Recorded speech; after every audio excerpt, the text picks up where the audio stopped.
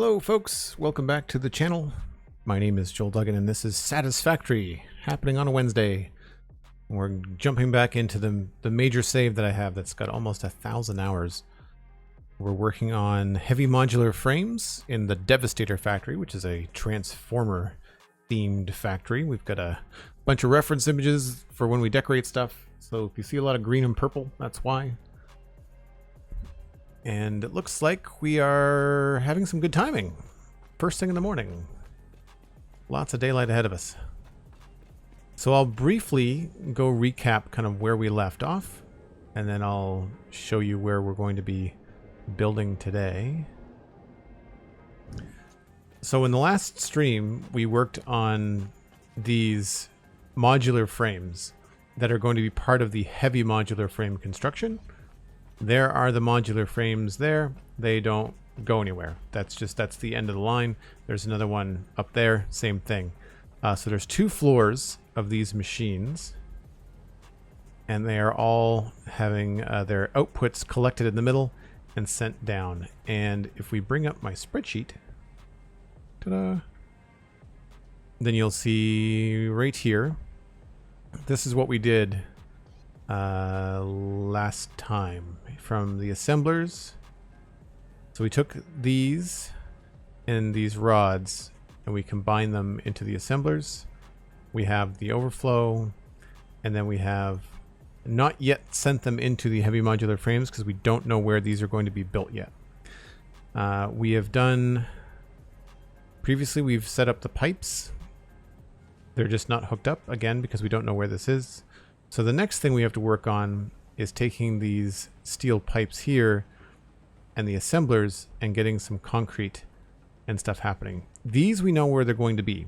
They're going to be making encased steel beams, or encased industrial beams rather, 80 per minute, which means we need 20 assemblers, which is kind of the number 20 for these assemblers has kind of been what we've been doing this whole time. And that is going to be happening, I believe, on the floor below us.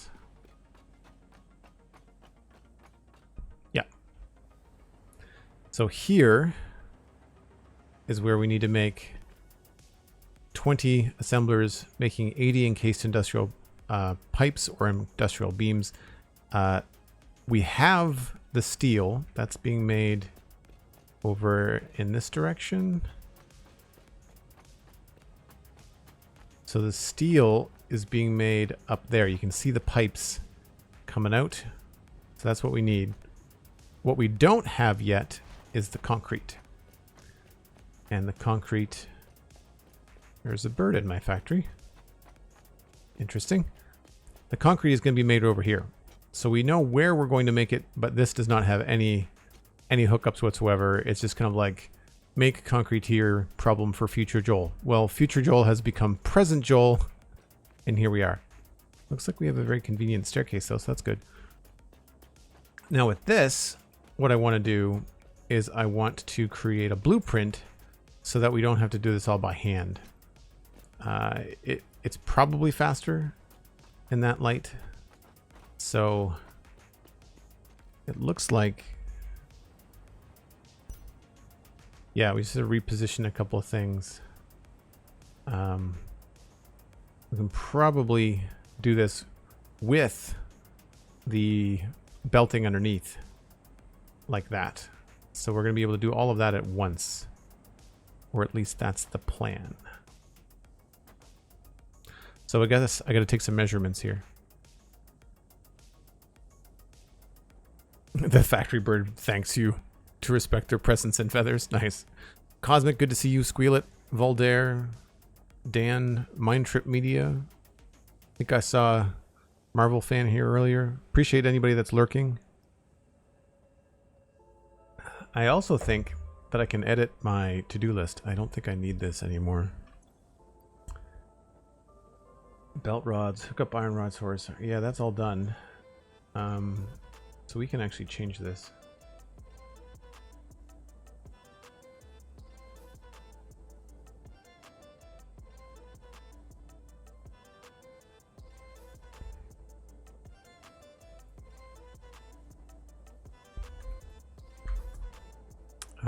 Encased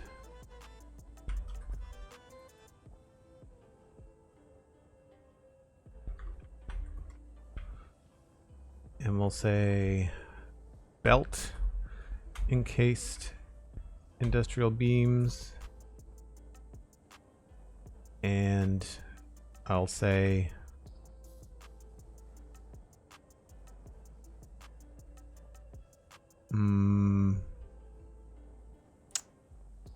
sources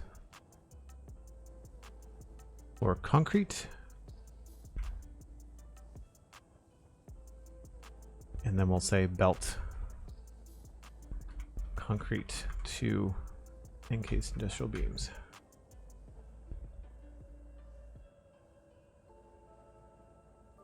And I think these are also done.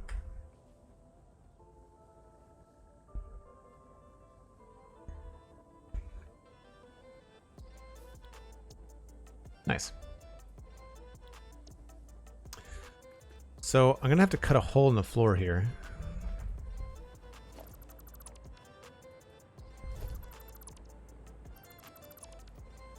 So this is 1, 2, 3 and a bit foundations long, and then we also have, I want to say a few foundations tall as well.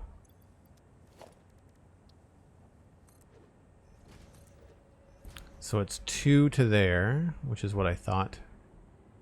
So when we build our blueprint, we'll have to build, I might even build it on some concrete.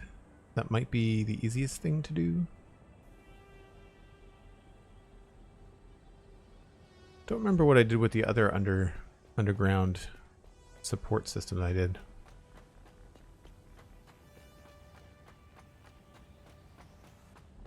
I think we just used concrete.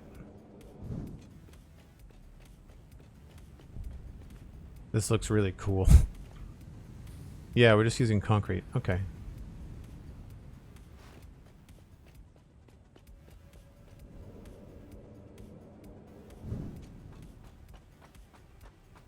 He gets around.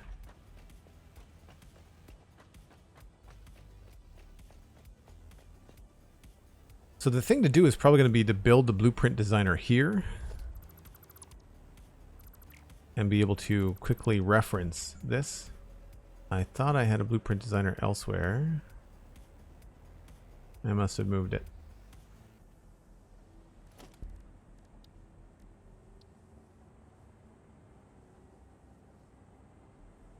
Let's just see if we can build it outside of my build zone.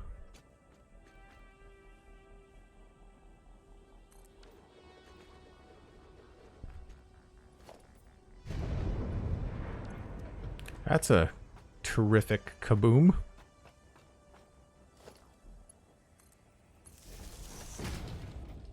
You have power. Awesome.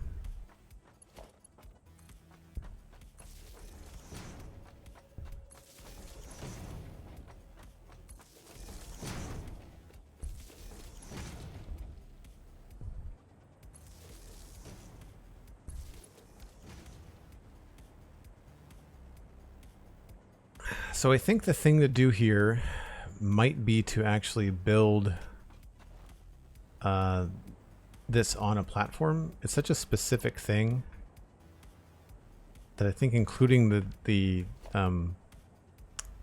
concrete and the base is probably going to be the easiest thing. So we've got 3, it looks like. Yeah. So a foundation of 3. 4 if we include this in one of the designs. Well, that's easy because this thing is only 4 wide anyway.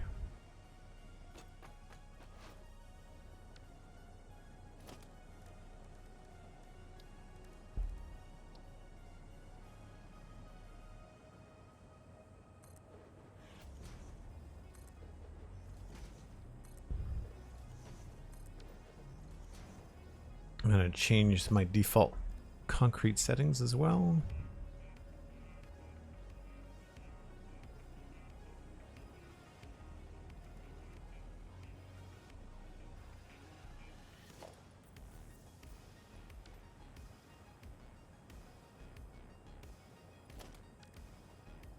Okay, so then we're going to need to go up 2.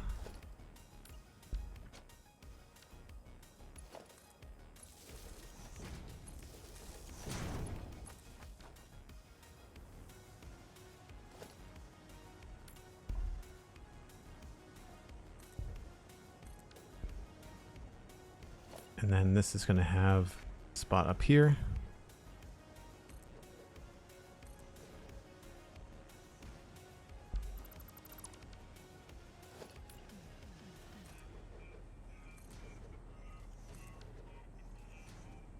And I guess we'll include the merger. I think that's what that's a merger.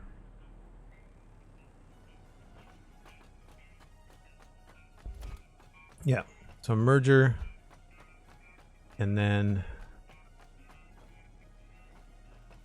I've got the concrete on the outside here.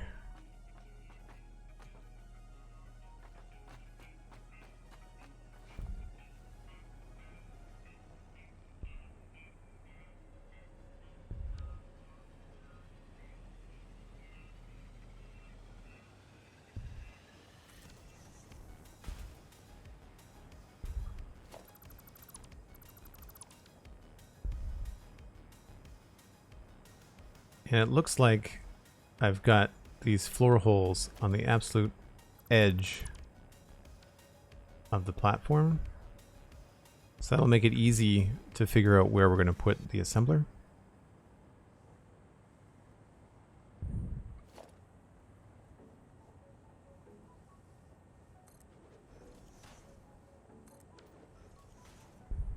Oh, is that going to fit? That's not going to fit.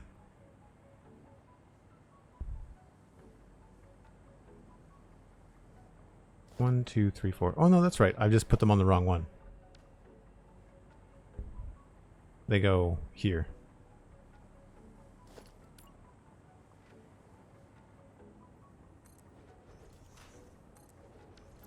There's extra width to the build underneath everything.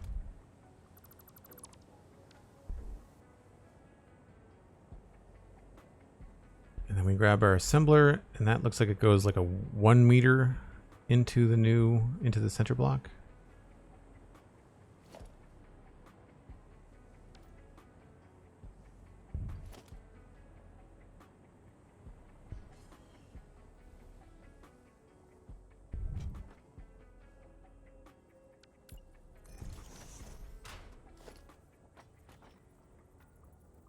Yeah.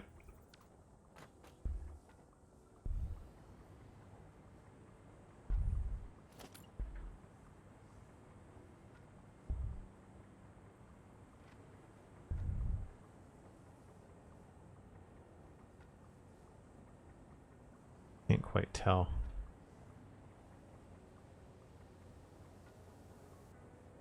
Let's say that's right.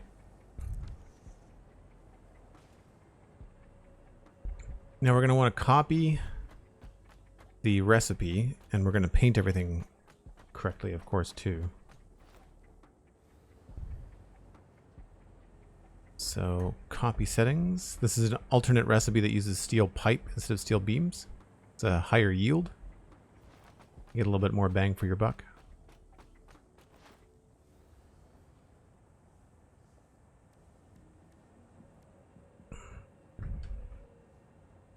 There's our steel beam.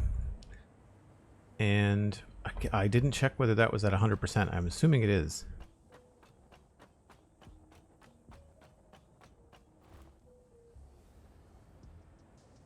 Yeah, 4 per minute. Is that what the spreadsheet says?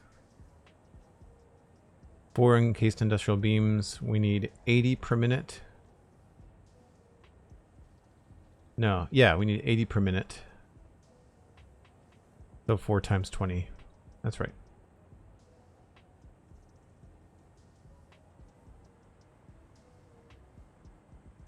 So then I put this one on the inside and this one on the outside.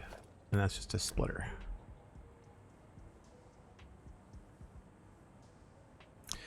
We consider ourselves at late game in Satisfactory now, or do you have any plans to move things like nuclear power, or are you happy with where you are power-wise? I would say I'm comfortably in mid-game. We're not even making crystal oscillators yet. We have made them, and we have a stockpile, but I don't have like a permanent solution for them. I'd say what puts us in mid-game is our power situation. The fact that we have Megatron pumping out 60,000 megawatts, like that puts us in a very good position from a power standpoint.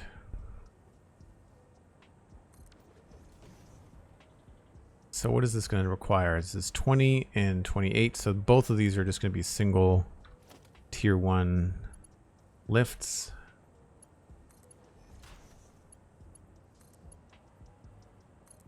Like that. And then this is just going to go, I guess, in the middle of this one.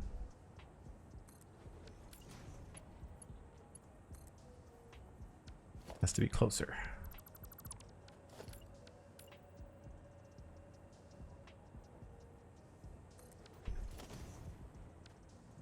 Make sure the inputs are on the right side.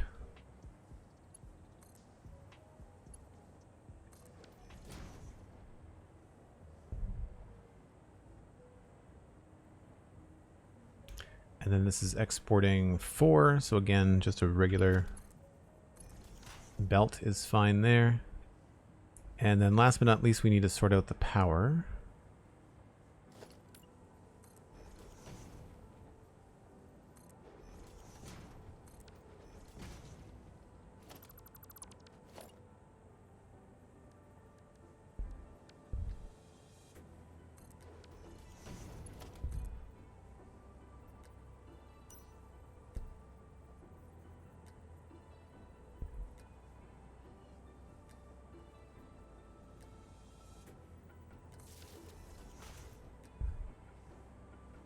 I actually kind of like the hidden power. Maybe we'll go with that.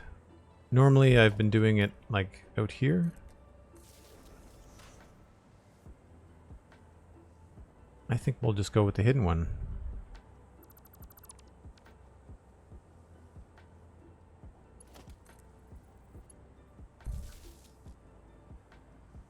It's a little bit weird looking, but that's fine. So that's where that's going to be.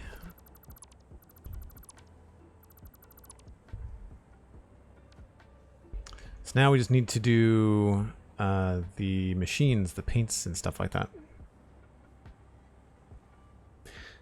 Having a decent power situation is very helpful as you progress towards the late game stuff, not having to worry about, not having to worry about power for like dozens and dozens of machines. Like when you're laying out 20, 40, 100 machines, some of them have to be refineries. Like it really helps to not have that power worry.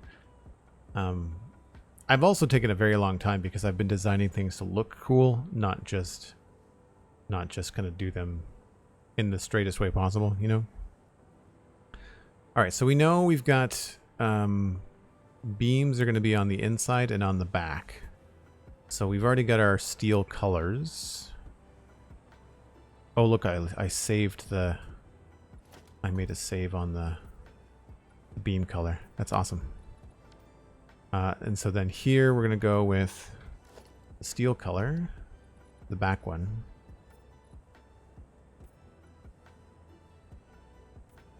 Did I do that backwards? I did.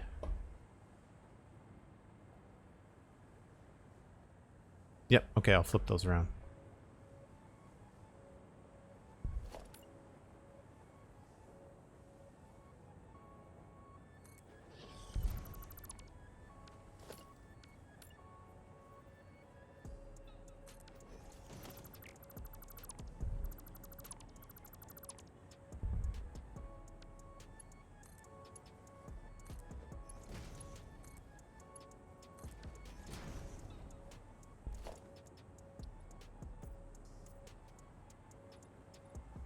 Right, and then did I just color the ones? I made them yellow, I think, for concrete. Yeah. I don't know whether to make them yellow or to make them the same color as the machine. Maybe we'll do a special one.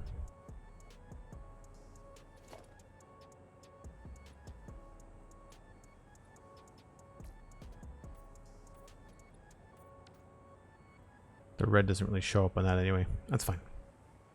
All right, so we've got concrete coming in. We've got steel coming in. They're both going to be coming in this way. And then we've got the assembler that has the right recipe. We've got it hooked up to power. And we have an export. And the export is going in this direction. So what I'm going to do is now change the materials on the floor. We'll leave the concrete on the bottom, but then this top part I want to change to whatever I did over here. Polished concrete, and it looks like it's just number 5.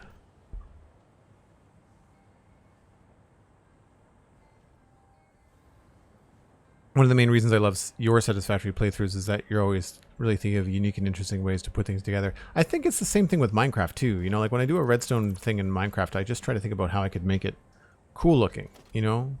That's usually my goal. And plus I think that it provides you with better challenges because like you can do all of these factories in very straight platforms and just have belts doing what you want to do.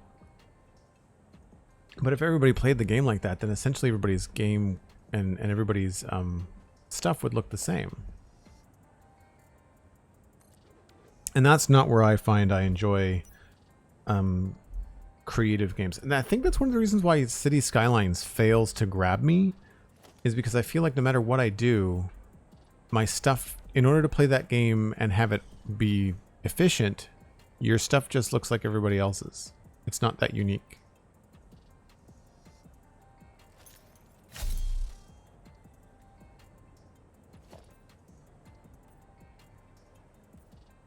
Right, so that's going to go to there. I'll leave the other one empty. We've got 4 along here. I guess we don't technically need all of these.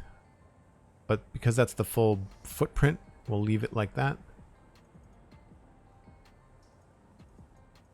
And that's one of them. And we'll call this the right-facing industrial beam. So I need to look and see what I called the other ones.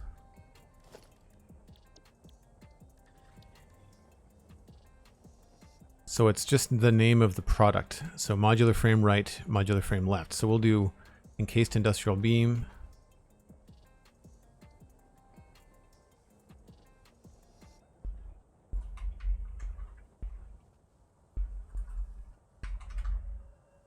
And we'll say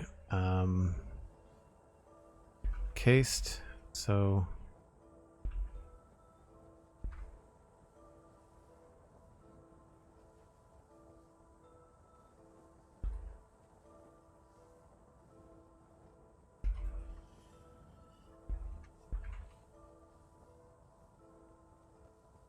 pipe beams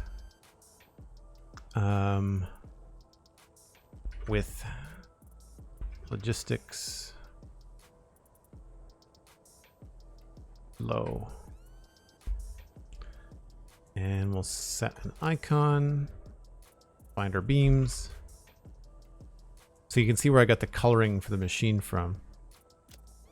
And let's make it a fun color. Let's try maybe a limestone color. Yeah. Set directory. This never works, but we're going to try it anyway.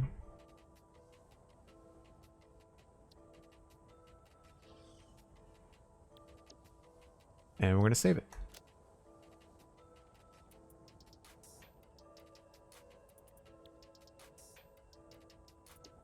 Now, when I go into my blueprints, oh, it actually saved it there. It actually worked. Okay, so that's one. Now the other one, what we're going to do is we're going to get rid of this. So I'm going to just remove this and remove that and remove this piece. I'm also going to remove that piece. And quickly, I'll just save it again, but I'll save it as left. We'll set the directory again.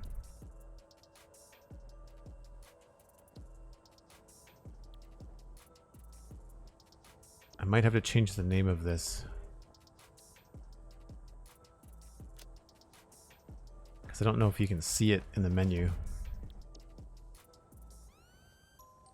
Yeah, I might have to like shorten that to like EIB or something like that. I guess if you hover over it, it kind of scrolls up, but you can see it in the top right hand side too.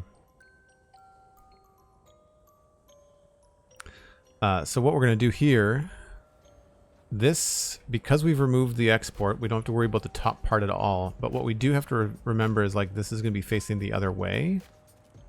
And that means that I want... These are going to have to be flipped. So...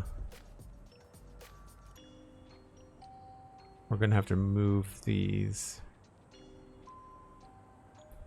Right. So this is going to go here with an input on this side.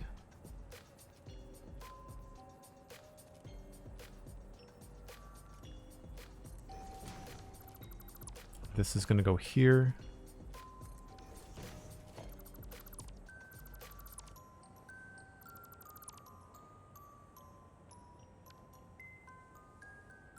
This is going to come down.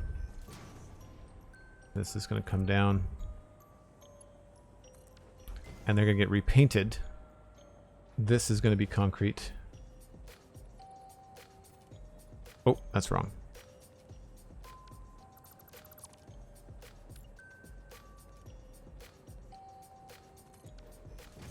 I'm going to replace this just in case.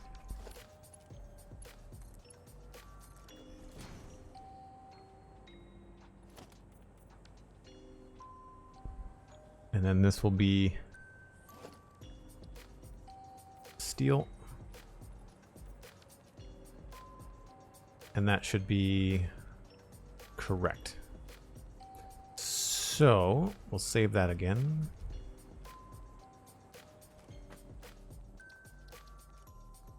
So that's the left. Perfect. So now in theory, we should be able to do this. I'm going to clear some space here though.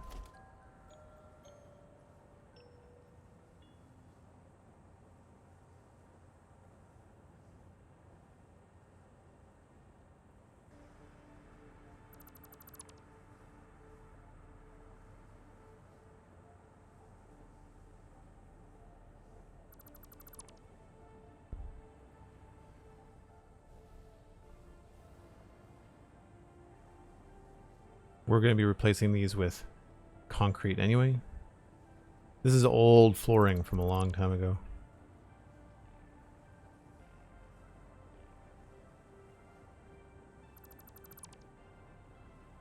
I'm going to need some worse power too.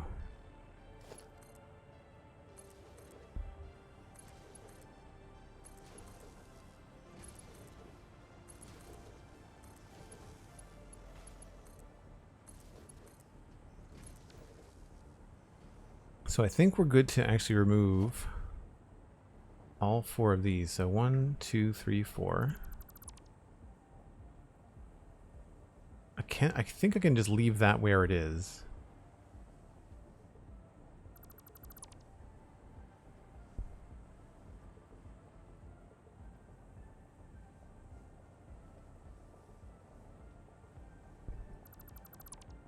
And it looks like we don't have to delete anything else underneath there. It should be good.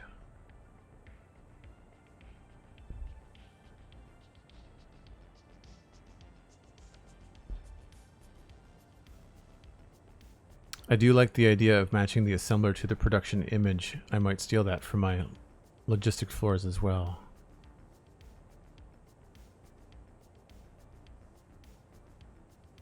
I don't know what you mean. Did you not... Did you already do that? Or did you not already do that? Are there any other games like Minecraft or Satisfactory that themselves, your creative side, that you also play? Not right now. I keep my eye on some stuff. That's in like the Steam wish list. There's a factory game that Total Eclipse plays that looks cool. It's all underground. I've thought about trying Deep Rock Galactic. I know I Am Kibitz really likes that game. What's the other one? See, the appeal of things like Deep Rock Galactic is I have access via Game Pass. I've been playing a little bit of No Man's Sky on my own, just kind of cruising around on the Xbox at night just for fun. I don't know if I ever want to try to get back into that game. I'm really excited for Starfield. Starfield's got some creative building stuff in it that I think would be really cool. The only problem with Starfield that I wish that it was different is that it's not multiplayer. So my caveat to that is like I'll probably stream Starfield because then it feels like you're sharing the experience with other people, you know. All right, let's see if this is going to work. Blueprints. See, it moved it. Why did it move it? You all saw it was in the right place before. That's the left. This is the right. So grab the right one. We're going to go into blueprint mode.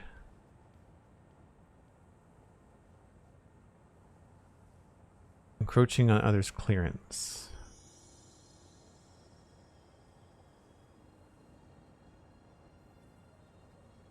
Oh, I don't know why it's encroaching.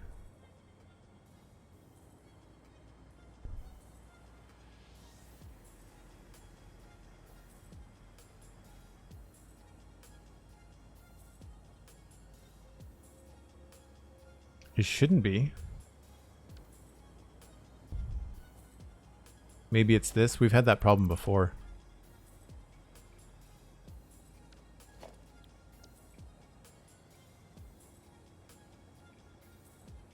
No? It must be this machine then.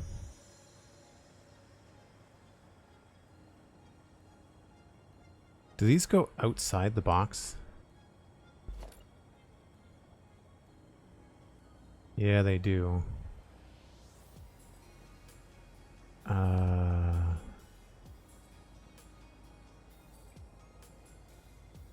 Maybe I can't do this the way that I want.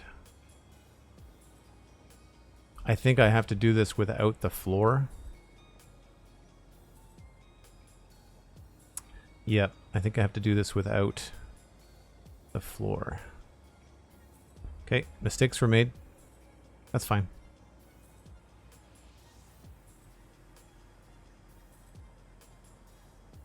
Oh, I hope that doesn't mean I have to lower the whole thing.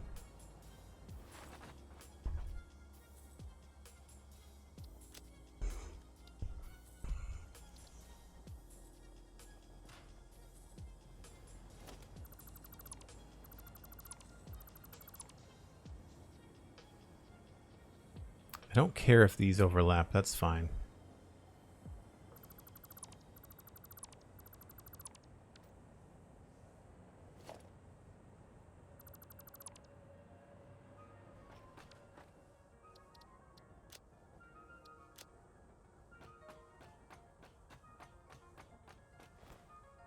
So I'll have to add these back in.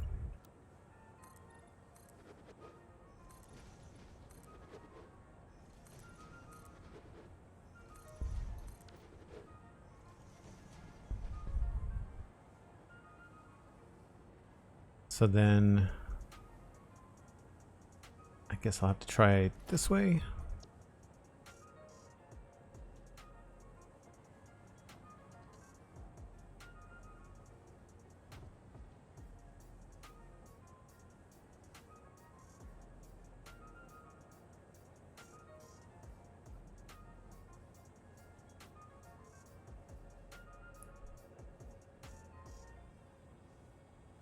Did I put that in the wrong spot? Yeah, so now that all lines up, but my export doesn't line up. So I have to move this guy back a little bit.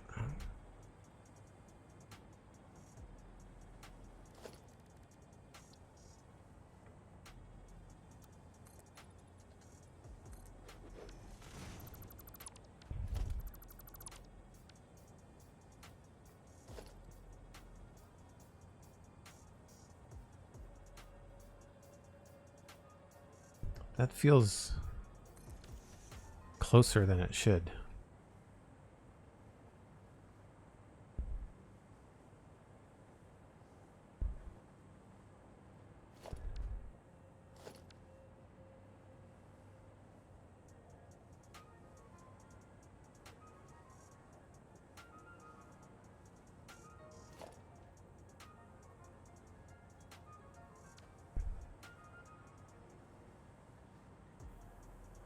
Yeah, Starfield does look really cool.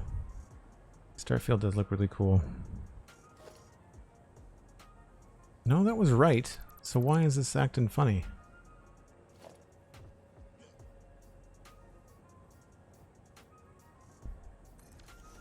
Did I not have it there before?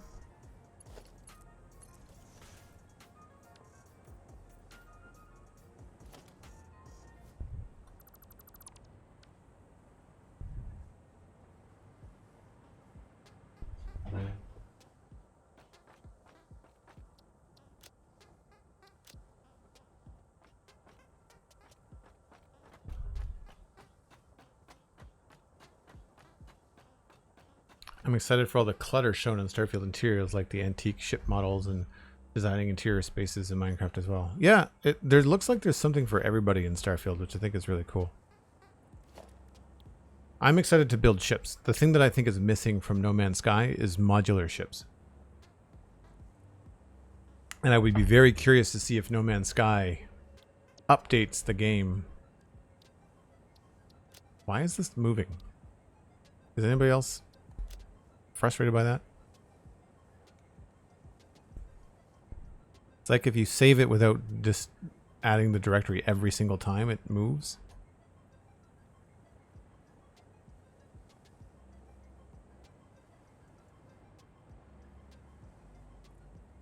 Yeah, why is that not lining up? It's weird.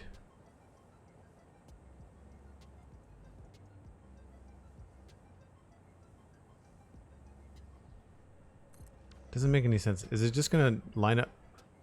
Is this just not lining up in the... Oh, that's why. Oh, I do have to lower the whole thing. Damn it.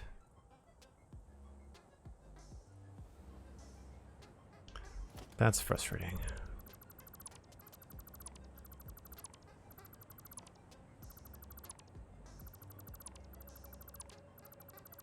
So that's why it was a visual glitch or a perspective issue.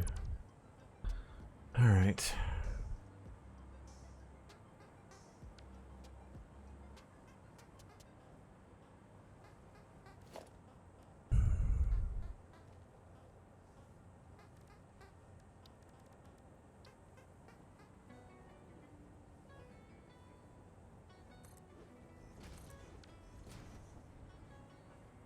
Actually, I guess I should do that here.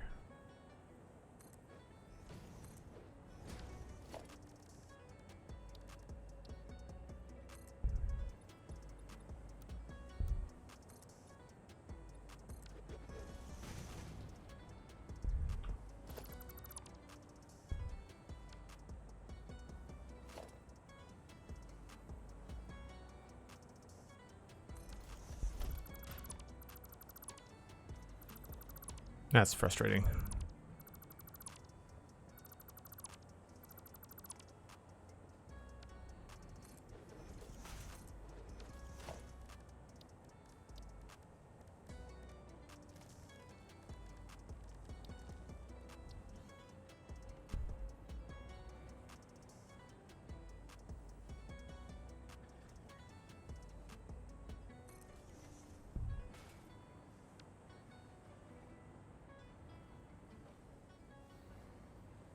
What is going on with my movement today?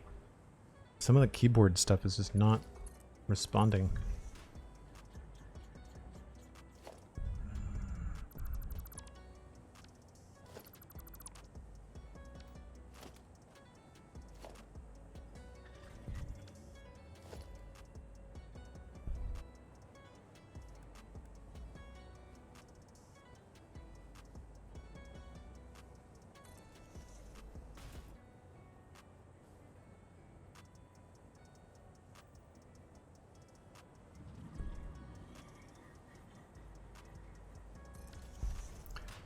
I think that's right.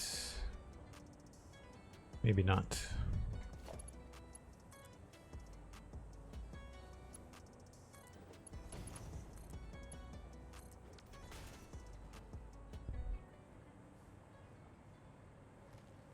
I thought I had that tighter at the top, but maybe I don't.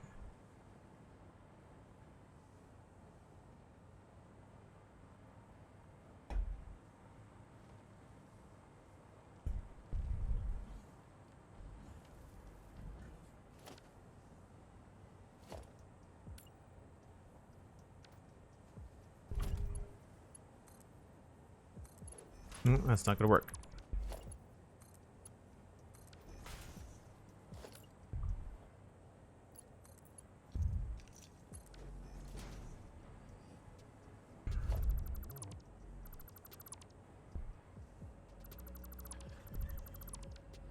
Oh, I should have waited and done the power.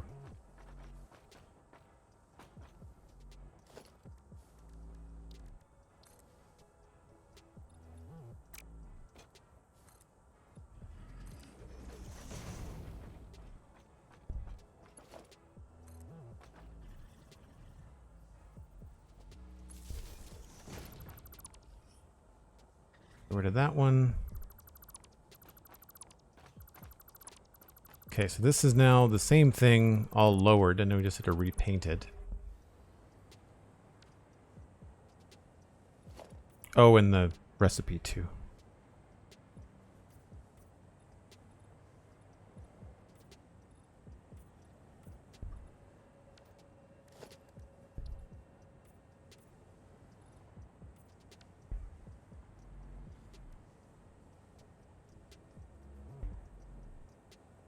All right, power is hooked up. Export is hooked up, going the right way. Imports are both going the right way. That should be what we want.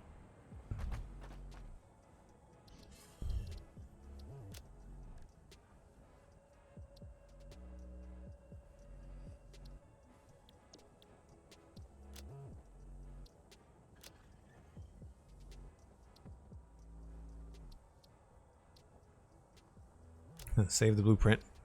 Confirm.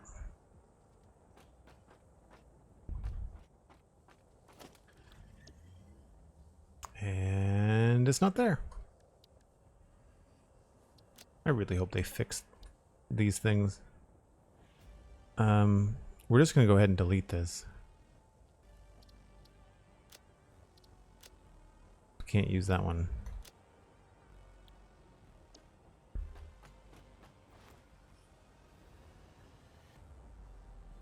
All right, so now we should be able to line this up.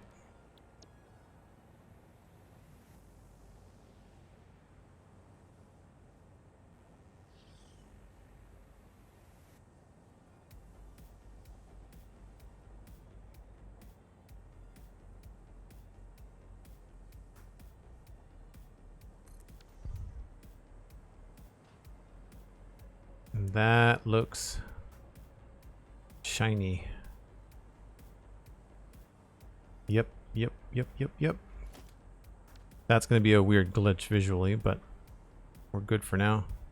So now, I needed 20, I think. So 10 on each side.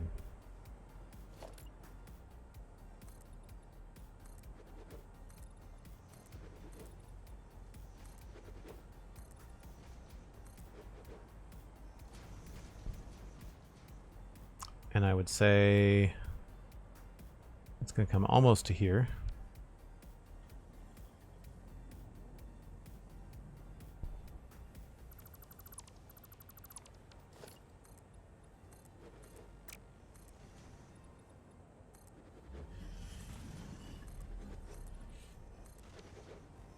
And we should be able to line this up with the blueprints, no problem. Just make sure that we're in blueprint mode. So that's 3, 4, 5, 6, 7, 8, 9, and 10. Now, did I want to add that little space in between like I've done on these other floors? Oh, I didn't do it on this floor. I think we'll just leave it the way it is then. How many are here? It must be 24. 1, 2, 3, 4, 5, 6, 7, 8, 9, 10. No, they're just spaced out differently, I guess.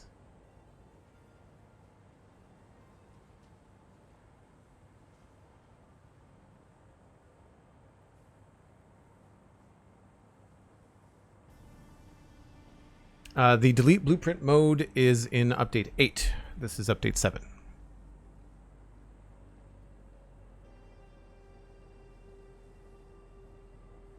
Alright, so now what we're going to do is we're going to save this as left.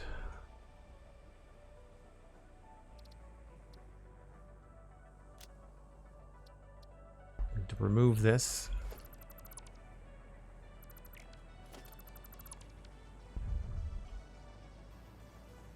And these have to be flipped.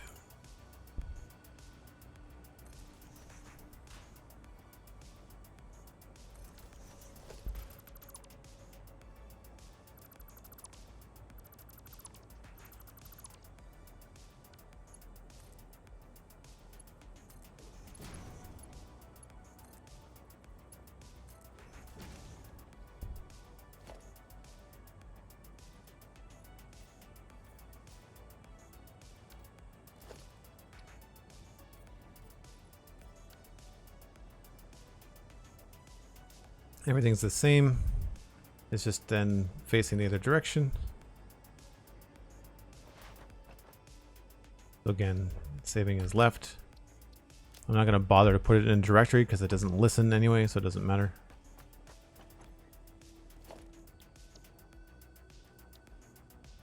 So why do we have left there and left here? Did I not delete that one already?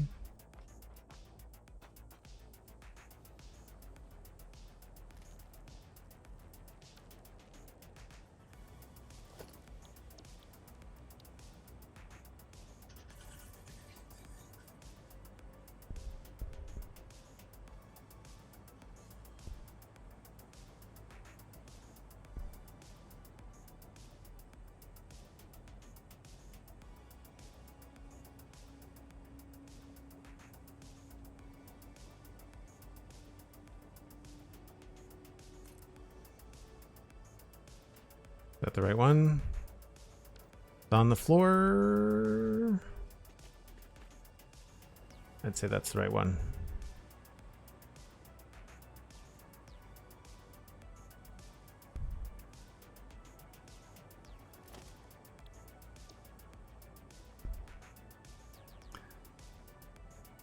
So then this should all line up. That's 3, 4, 5, 6, 7, 8, 9, and 10. Nice.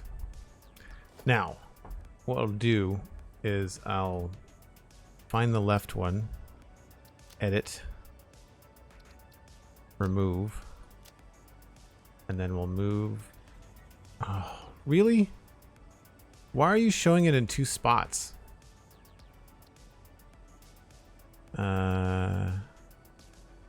Confirm.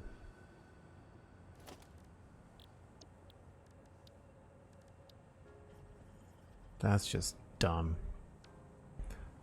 Okay. So now we can clear this.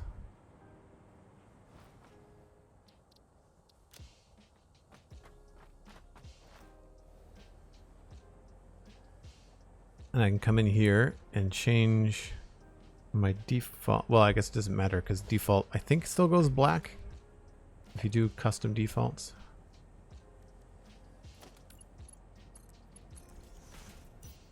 Yeah, so it doesn't really matter.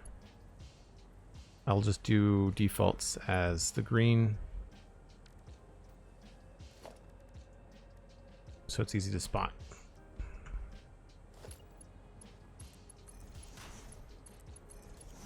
Looks like it's time for a break too. Sun's going down.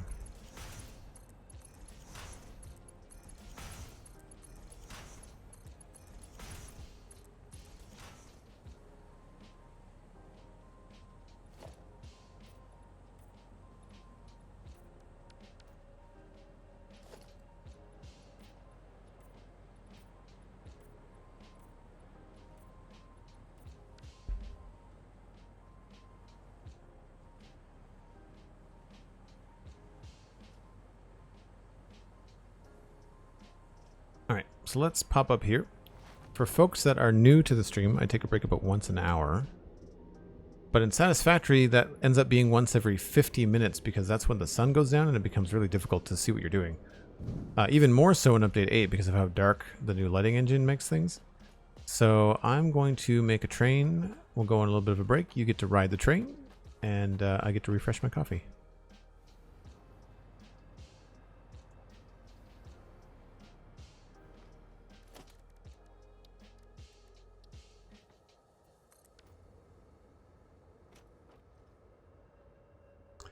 Let's go with Megatron.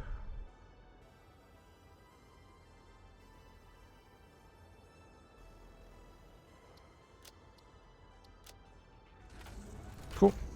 Give me 5 or 6 minutes, folks. I will be right back.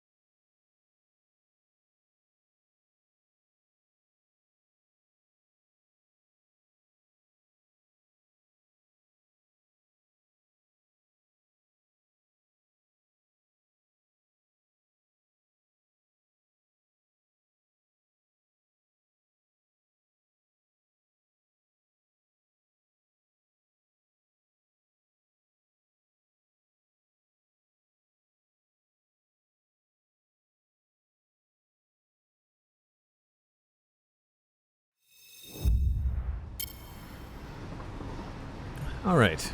I think we can probably go into... Oh, no. That's not what I wanted to do. Whoops. All right. Well, never mind. I was going to go check some stuff out. We won't. We'll just turn around.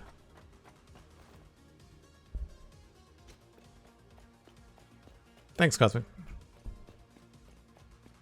Yeah, I pressed the wrong button. They use different buttons for different things in this game, and I really wish they would straighten out what they want.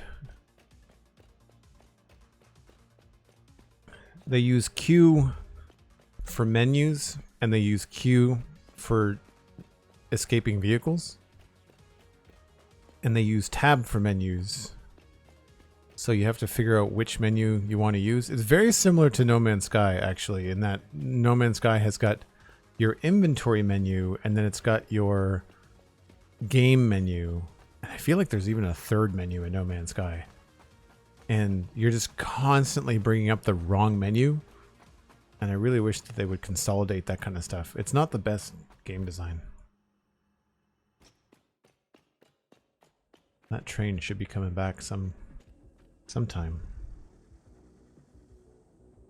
Yeah, I see it moving.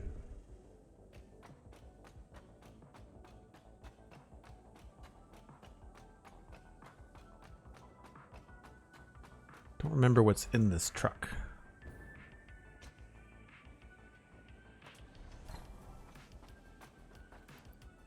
Just fuel, and this is concrete. Okay.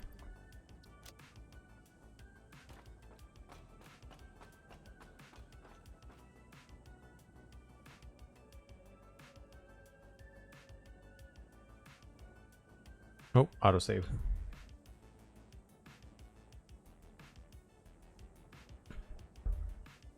Yeah, 8 groups is keybinds. I agree. Here's something I didn't know about No Man's Sky. You cannot remap the controls on Xbox. It is infuriating. And they don't have like the interact button and all that stuff where you think it should be. Like it's different than like every other game in terms of the standards. And like you really want to customize your controller. The only thing that you can do on Xbox is oh, I have to disable the auto drive. The only thing you can do on Xbox is reverse the joystick axis. That's it. What's that? Compacted coal? Petroleum coke.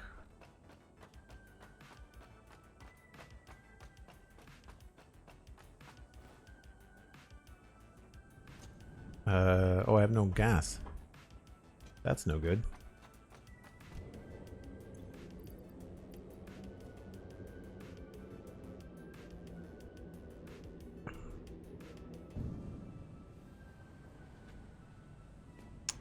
Do I keep the gas up here? Thought I did. Maybe I don't.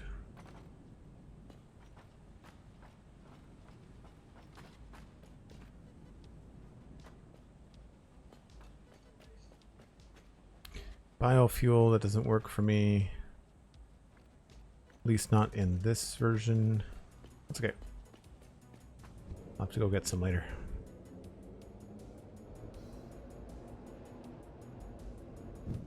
So here's a bird's eye view of what we've created. So we can actually check one of these off. We have blueprinted. Blueprint encased industrial beams. Done. Belt them. So that's next. All of the inputs in terms of the stuff going up is ready to go. But what we need to do is belt the inputs down below here. And we need to obviously paint this one.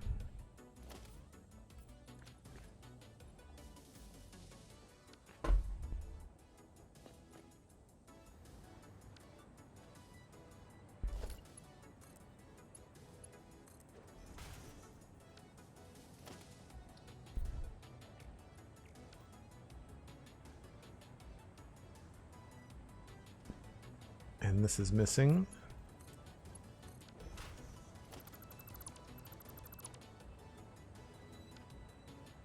Oh, this is missing the bottom entirely. Okay.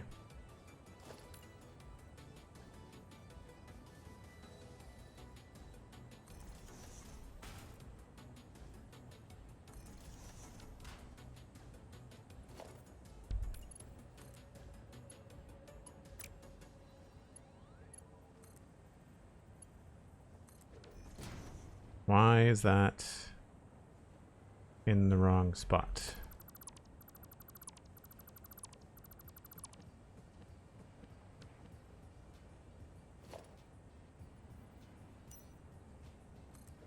I find it very bizarre that a lot of the time in the game you have to like use your flashlight in broad daylight. There's something definitely screwy. I don't know whether that's improved in Update 8 or made worse. I've not seen a lot of great reports on performance in Update 8, so I don't have high hopes for my computer in Update 8. Alright, so that's hooked up. That didn't change color, but it probably will when we save.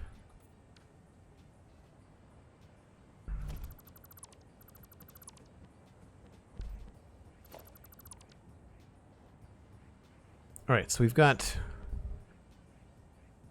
28. So let's go with the concrete first. So 20 per minute times 10 is 200. So we'll need a Mark III. Yep.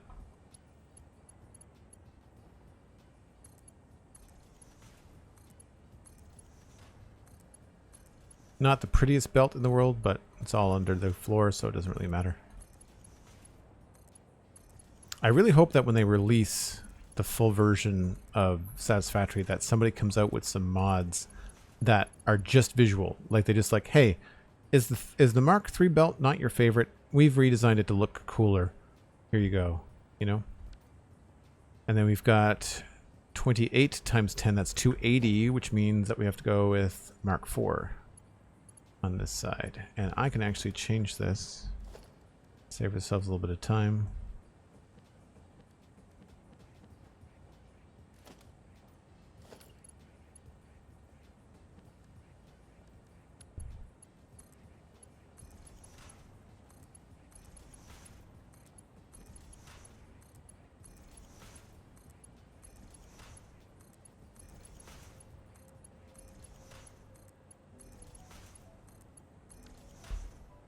And then I'll do the other side too. So the reason why I mirrored this is because it's going to make it easier for us to bring the inputs in from the different sources.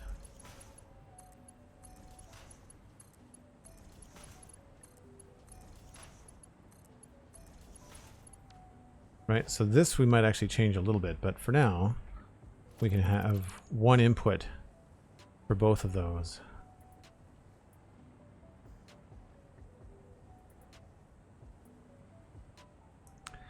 To do the third belt here.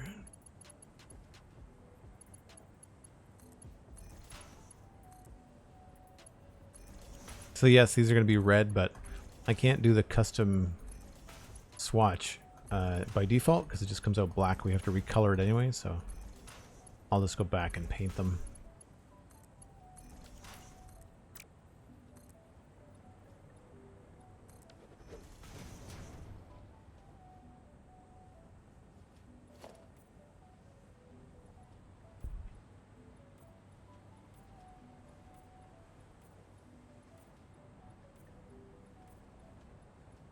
So we don't really know where the concrete's coming from other than that general direction.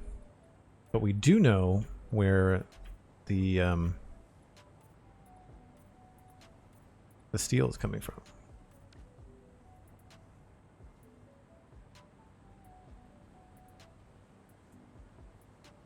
Might as well do the power while we have daylight and no floor.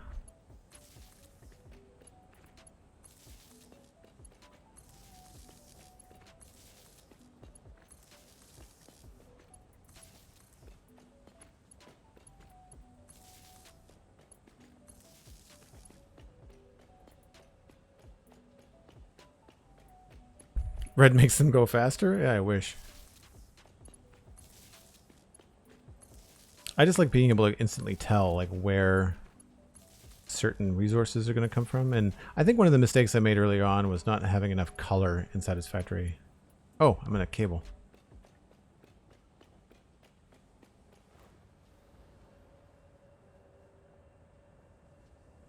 So I don't mind that the inside of the factory is not all green. You know, like I like walking into a floor and going like, this is the blue floor, this is where screws are being made, or this is the gray floor.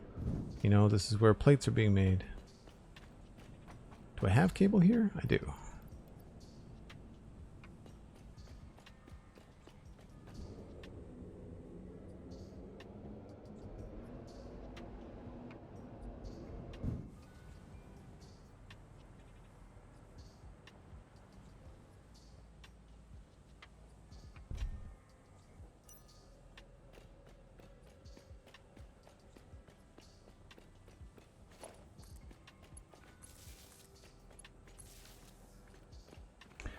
Alright, so that's the power hooked up. Let's double check to make sure we've got all of these done.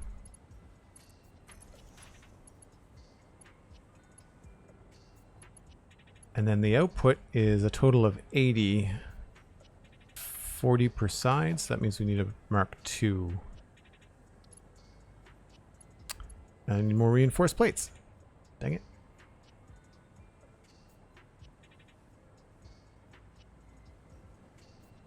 At least we're close by.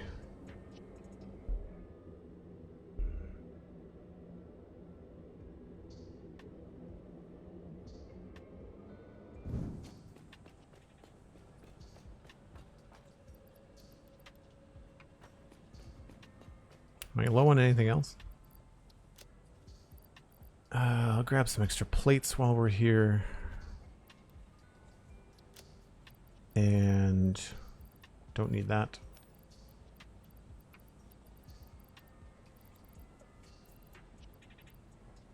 I think we're good otherwise.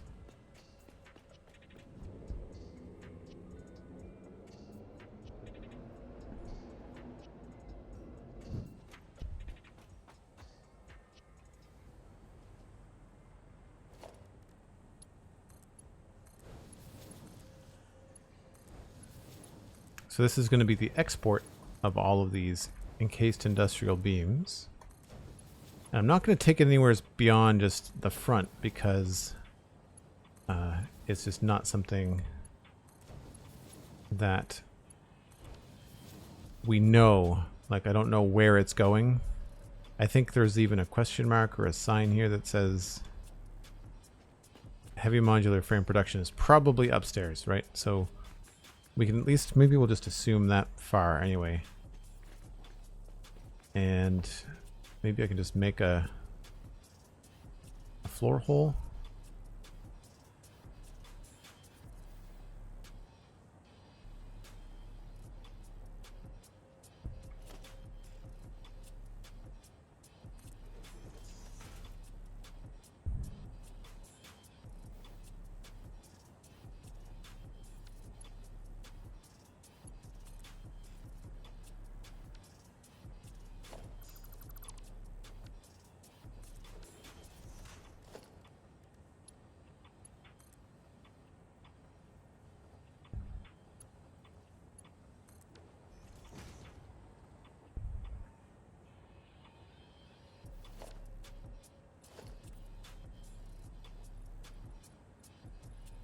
And then we can just maybe put this into a bin temporarily.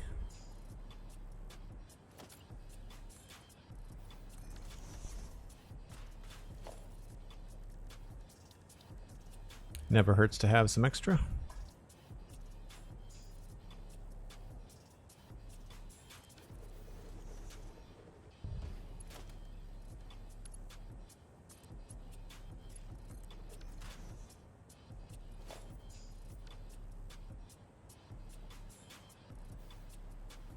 So that will at least build up and let us know that it's working right.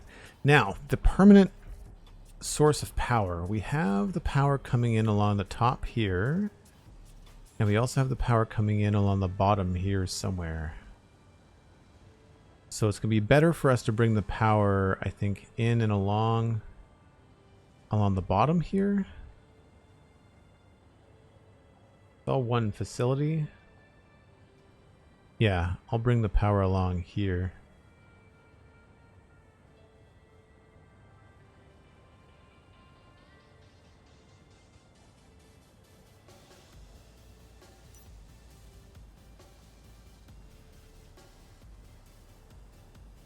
Might be easier to do it outside the building where we can see what's going on. Yeah.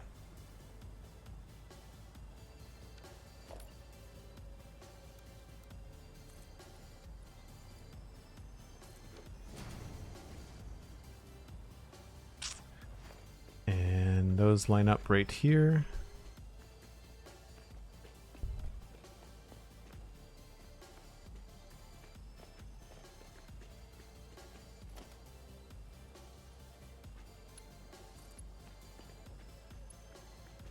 Oh, I guess I have to do these first ones need power too.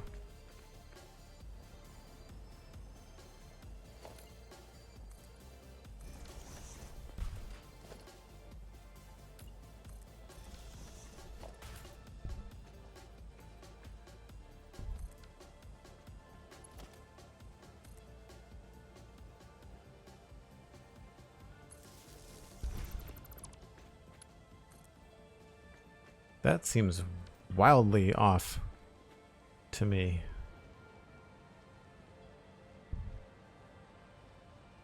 Oh, I guess that's right. Oh, it's going to be in a different position on everything. Okay.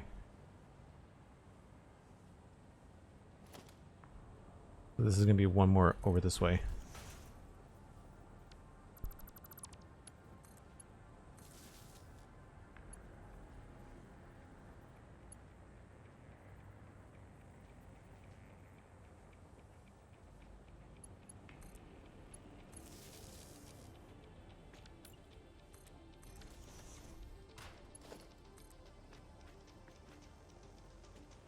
Probably just going to line it up so it just goes on just that side of it, and then we'll go from there and we'll do a double-sided wall outlet.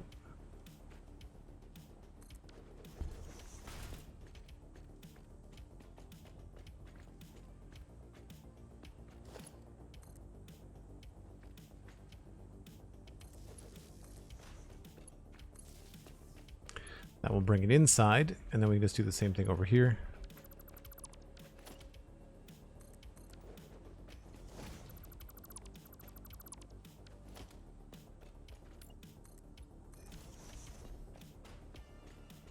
I have to find where this lines up.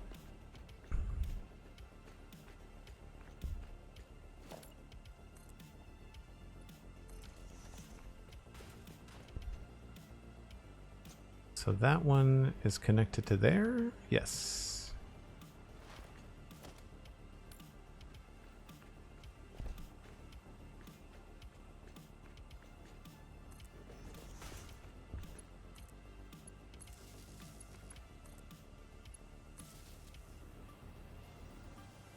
Oh, nope, that's the wrong spot.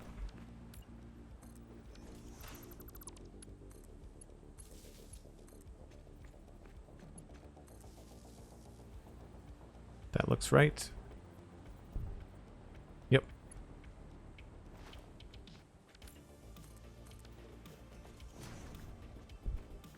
So usually what I like to do is just sometimes add in an extra node just to kind of get things to be lined up, and then after that it's usually easy to see kind of like where things go and how they're lined up and all that stuff. So now it's all even, so we can take this.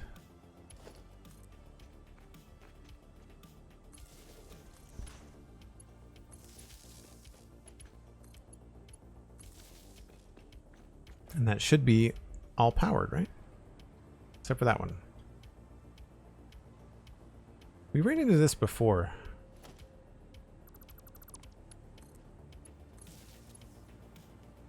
Where like it just doesn't want to play nice.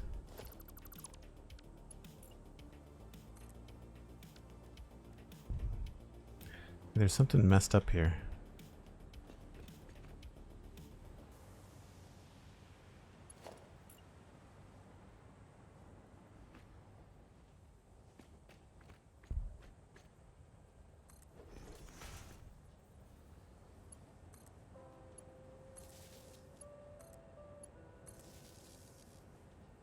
Yeah, I don't get it.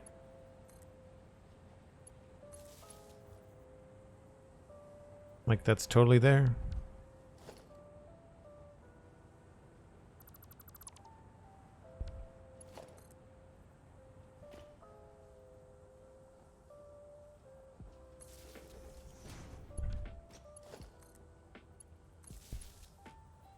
I don't know why that's not powered. Oh, maybe just not powered. Maybe it just doesn't have the right recipe somehow. But that should be... yeah. Weird. Alright. That's good. So this is where the power is coming in. Right there. I don't see any need to add a switch, so we'll just leave it like that.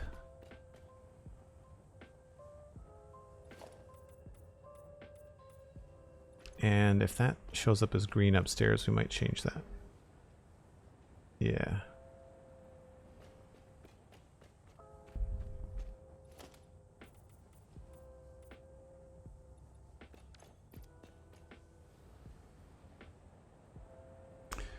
Okay.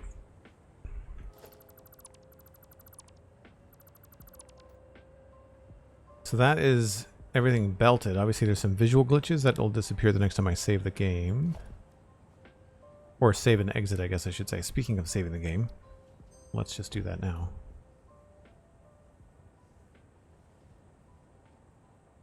And that is encased industrial beams belted.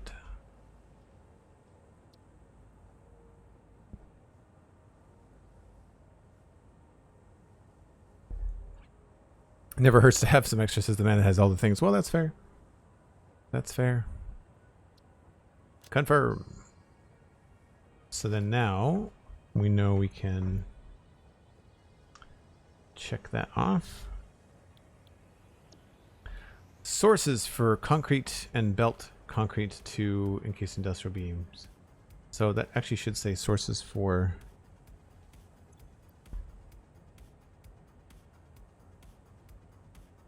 EIBs and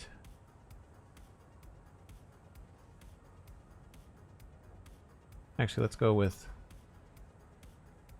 source pipes for EIBs and source. Oh my gosh, I can't type.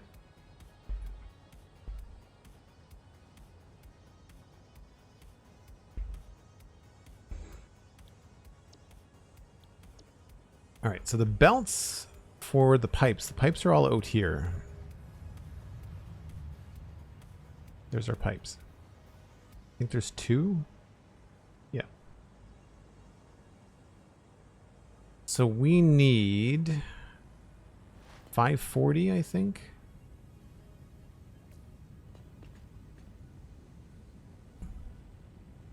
So 40 extra constructors, steel ingots 1200 per minute. Don't know if I've marked what's happening upstairs.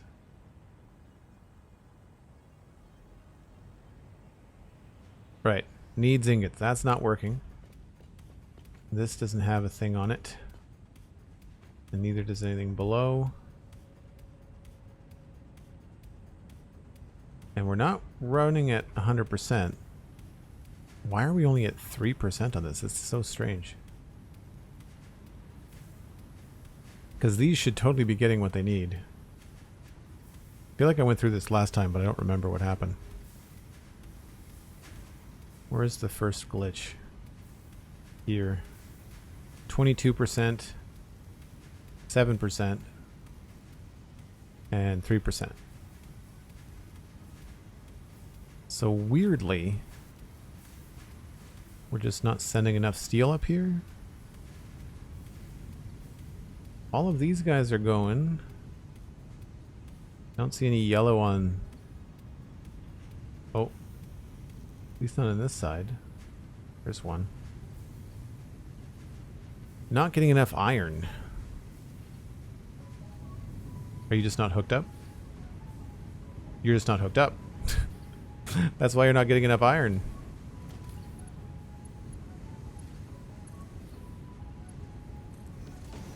That'll do it.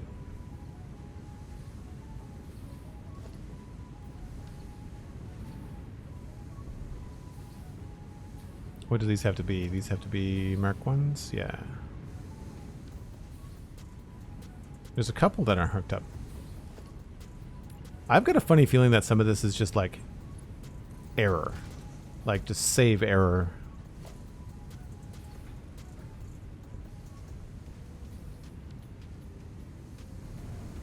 Because I do remember doing this.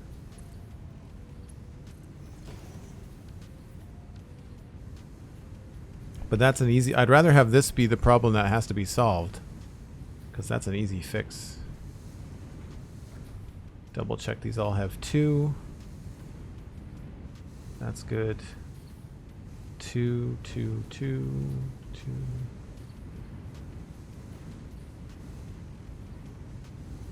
Alright, hopefully that'll fix it. How are we doing over here? 2 there, 2 there. Nothing missed.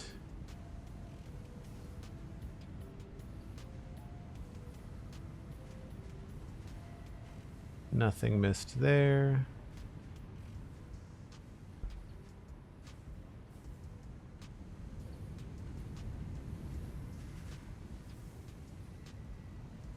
Now this line is just not on. That part I knew. Now I just flew down here and checked everything. Oh, why is it down there? I feel like when you save and reload this stuff, it just doesn't go the way you think. It's a little frustrating in that there's these kind of glitches that's still happening in the game, and whenever they do like little patches or updates, like it totally messes with the positions of things that are essential.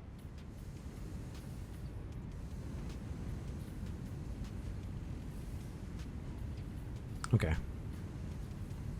So let's just assume that everything is working properly. This is supposed to be making 20 per minute. And we'll check our spreadsheet.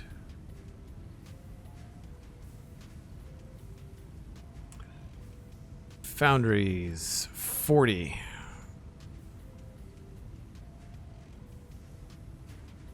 That's below. So we've got 40 constructors and then another 40 constructors. So that's the 2 floors. So I should probably indicate what floor these are on. So I need to take 560 and 240. So really I feel like we're going to have to do like an overflow thing. Because those aren't easy numbers to pull out. Because our floors are currently making 400 on each line.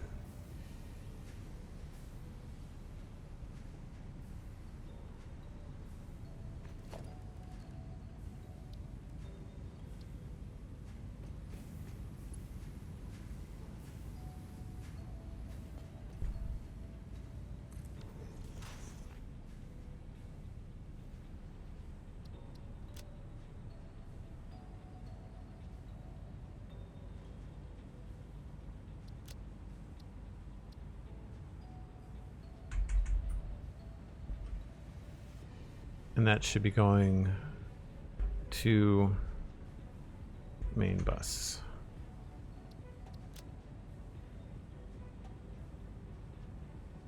I should just make the color right now. I keep on saying I want to have a nice color for steel. I have it. Just need to copy it.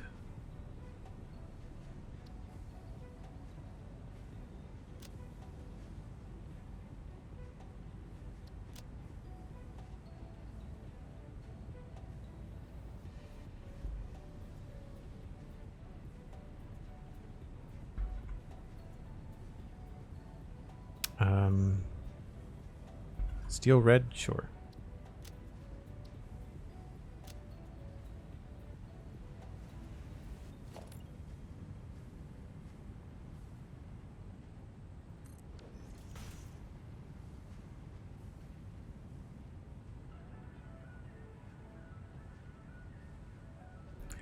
So that's 400 there. So are we making 1600?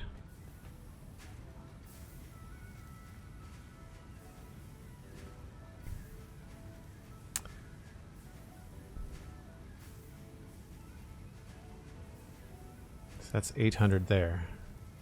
Yeah, we're making 1600 total. So why did I have... oh, there's the 1200. I was... yeah, okay, I was confusing my numbers. So we have another 800 going to other things. So I should really focus on the floor that's doing the full production.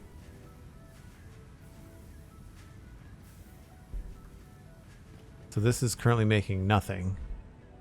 Right, so... take this. Put this over here.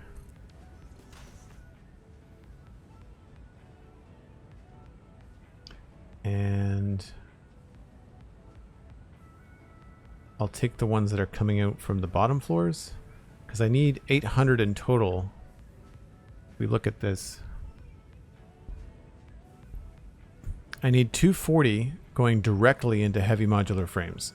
So they don't get turned into anything else. They just go straight into heavy modular frames. And then I need 560 coming into the assemblers that we just made. So what I should do is bring 800, which is 2 belts, to this, and then overflow these things together. So this is going to change to be a little bit different looking.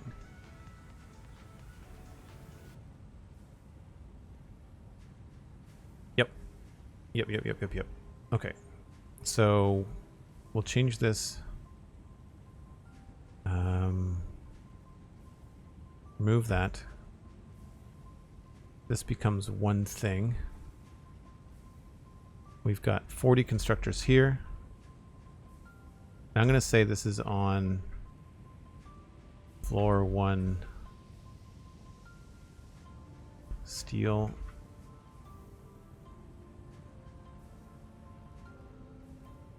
Floor 1, and this will be steel facility.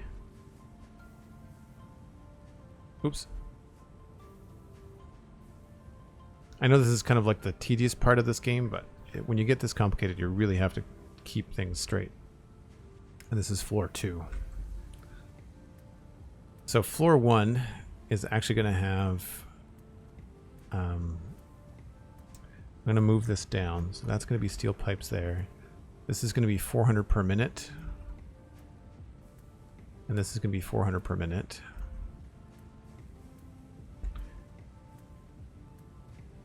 And what we're going to do is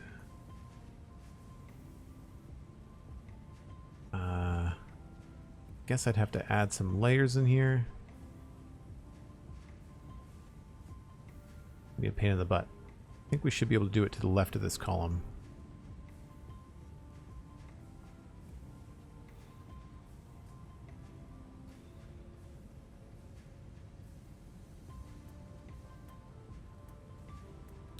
Right. So then this will come down here.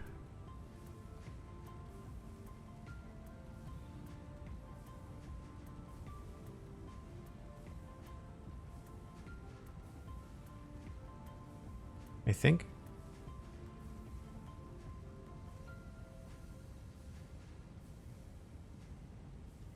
And this will be overflow.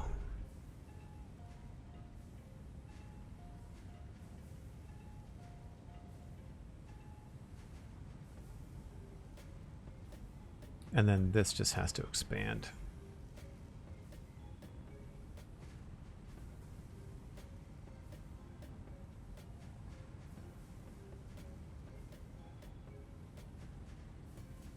Spreadsheet is not the best, I guess, way of doing this, but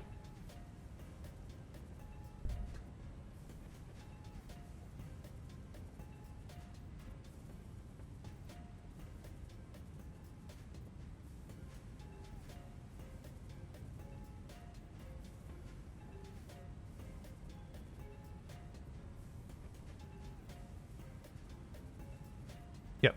So then this will go here.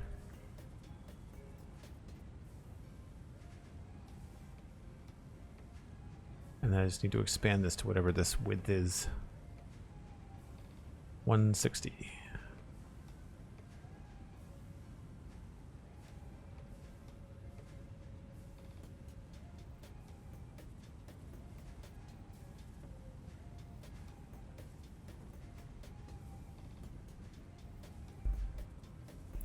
Hopefully that makes sense. So we've got, this needs 20 times 28.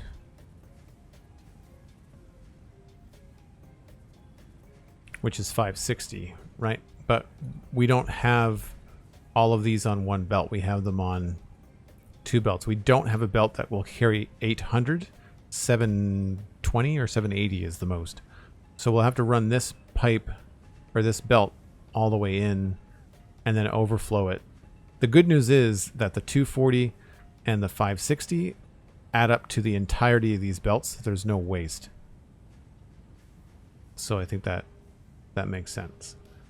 So now we know what we need to do, which is just follow the floor 1 outputs, which are very easy to spot because there's these big columns here.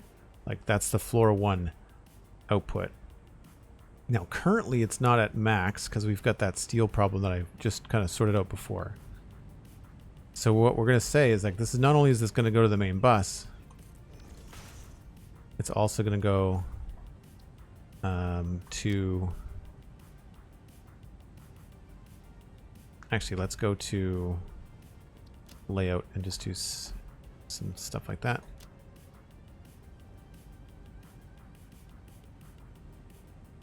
And then it'll go encased.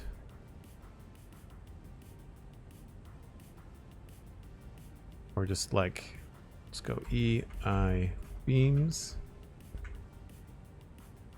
with overflow to heavy modular frames.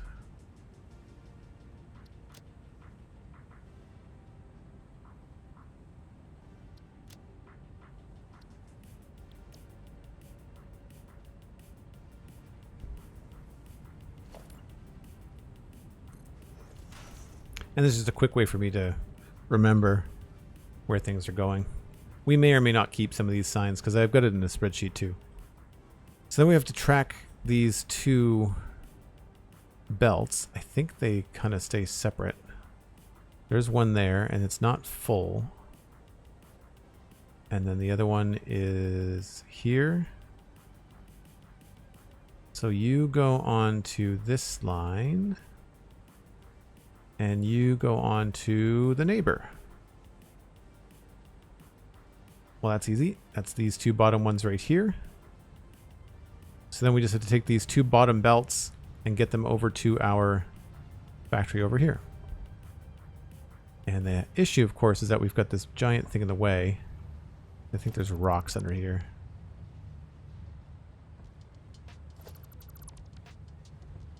Yep.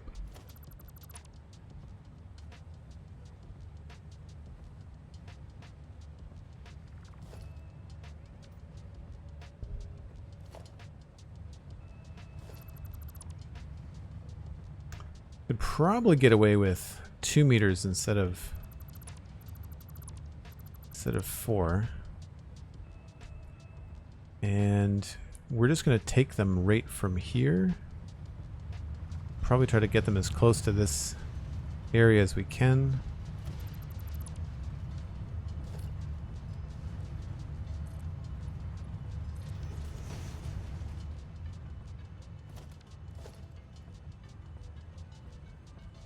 Oh, I see. So we'll do maybe a ramp here.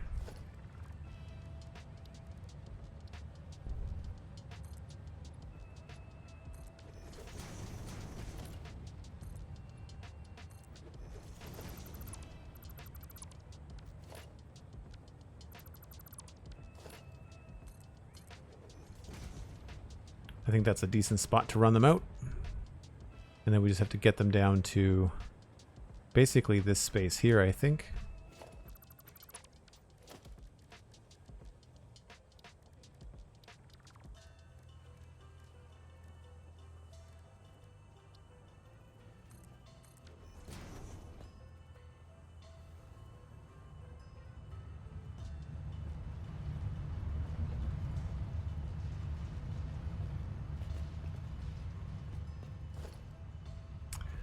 So we'll probably put down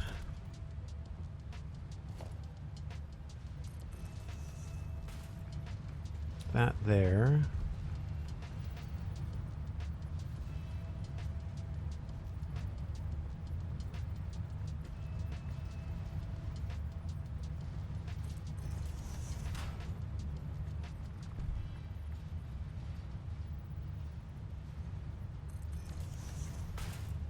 So that'll be one line.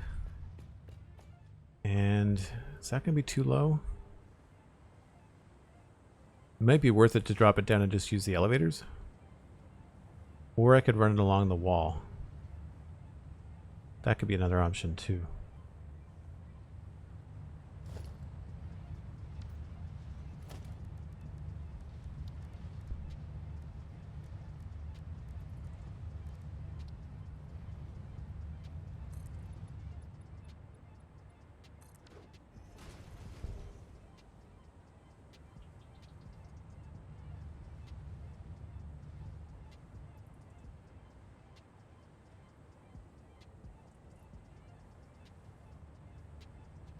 So that's that one, and then the other one is going to be right alongside of it, but it needs to come from this lane. I'm probably going to bring it up here.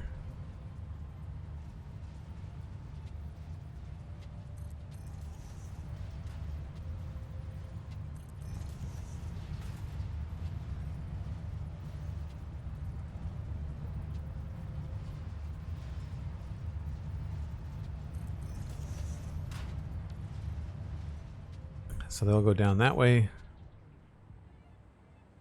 And then up in there. Now, I guess we could probably just eliminate this altogether if we really wanted to.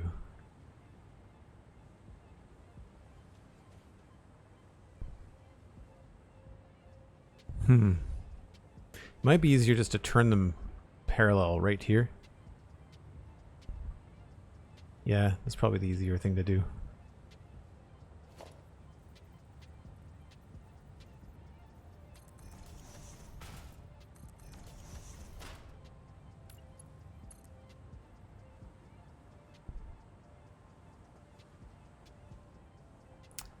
I don't know why I've got this area marked off here. Is this the edge of the building? That's the edge of the building. Okay, so we'll go inside.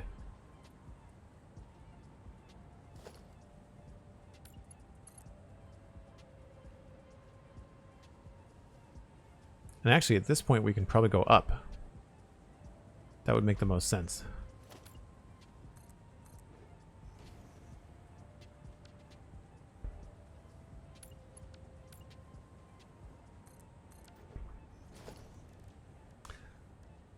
Unless I do this lower.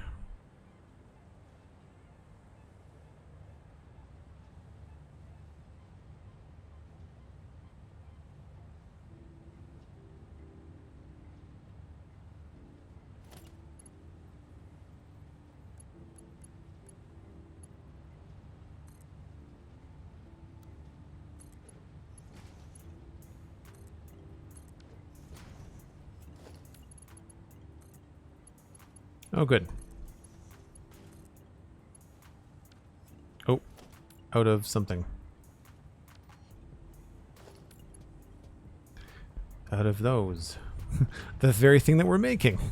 Imagine that. I think I've got more. I'm very pleased to say that you made it back to Somerville with a sniffer egg. Nice. I haven't gone looking for sniffers yet.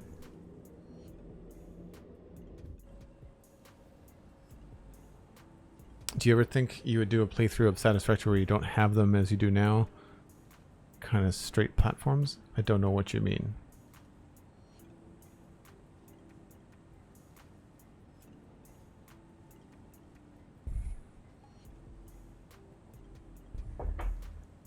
Do I have encased beams up here? I don't think I do. Oh man, why am I sliding all over the place?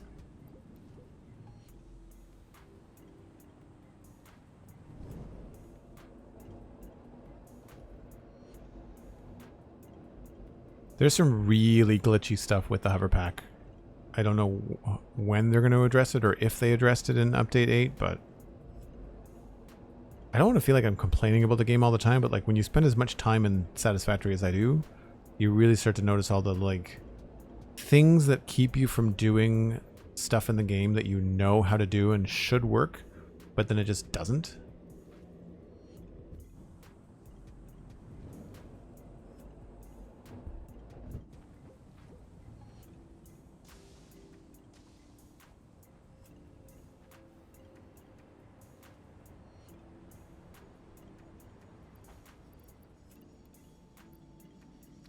We low on anything else while we're out here? Oh, fuel.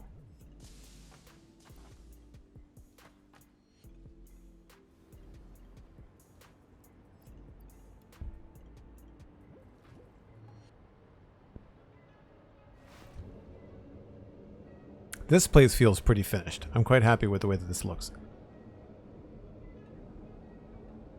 If you were to do another Satisfactory playthrough, would you consider not having a theme? Oh.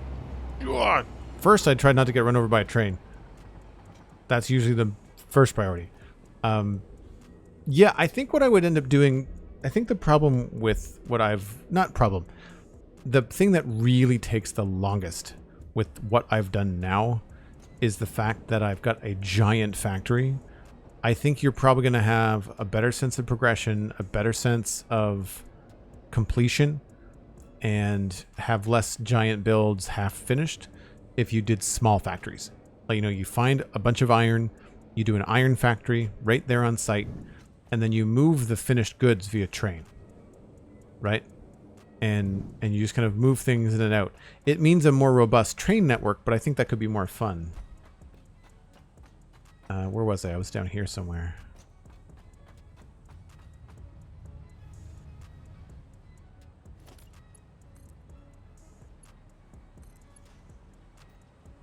So we're just going to take these around the corner.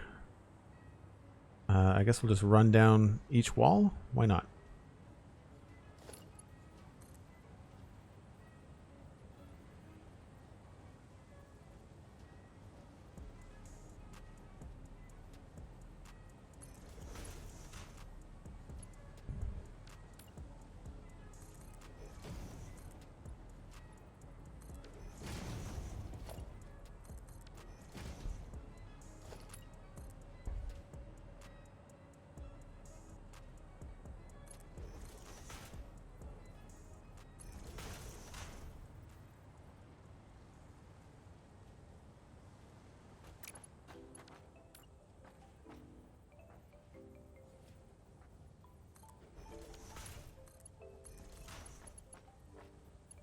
Alright, that's one coming in.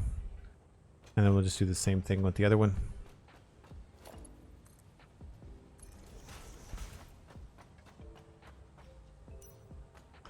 Once we are able to see.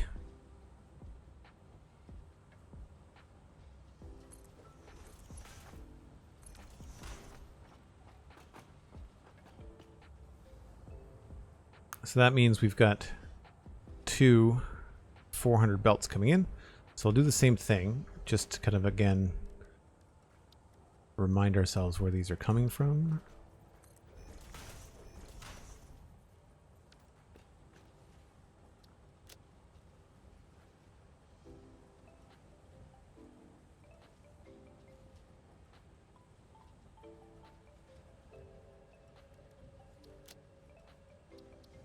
And this is 400 per minute from North Steel. Floor 1.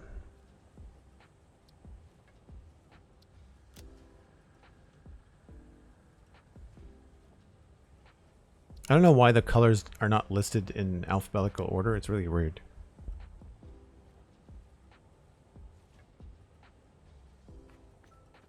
And that's, yeah, both of them are from floor 1.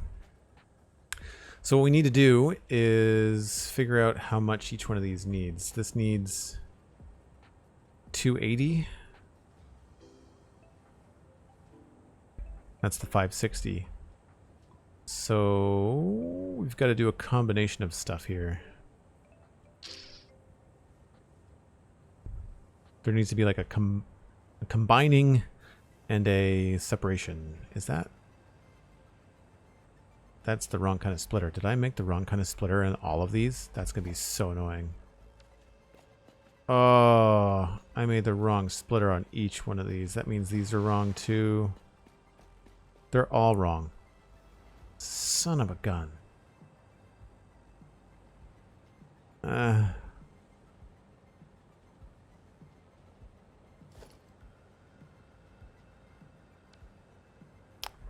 Well, that's a lot of work I won't be doing on stream.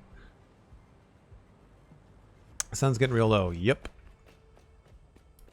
Time for another break.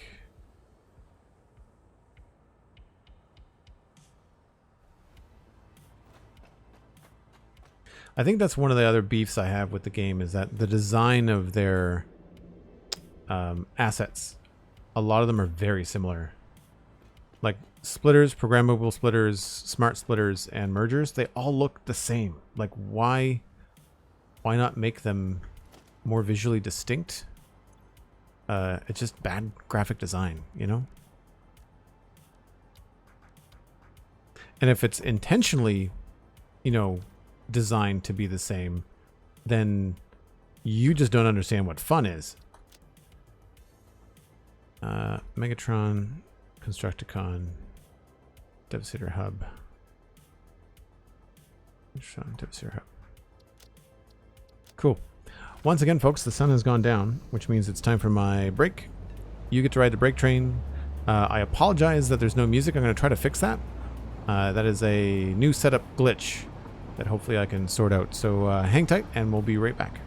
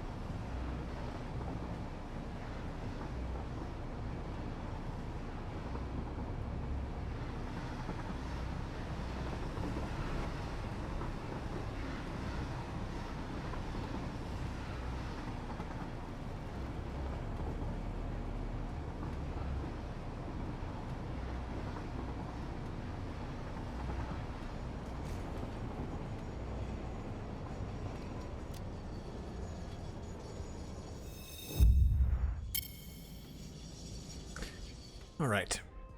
So now we can get back and hopefully... I don't know if I want to make all these changes.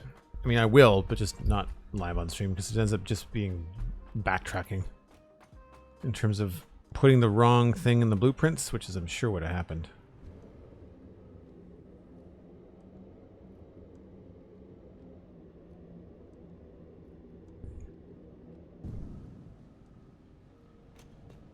Yeah, like why am I sliding all over the place? It's like you end up with like ice under your feet when you come out of a hypertube sometimes.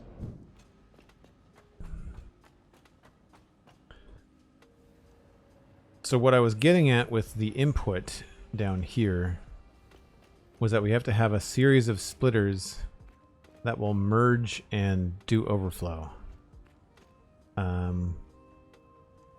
400 is going to be too much for one lane, but not enough for two.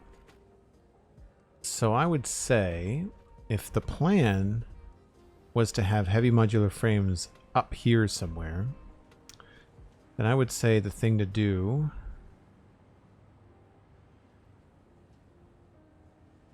would be split that off in that direction and have it come up here.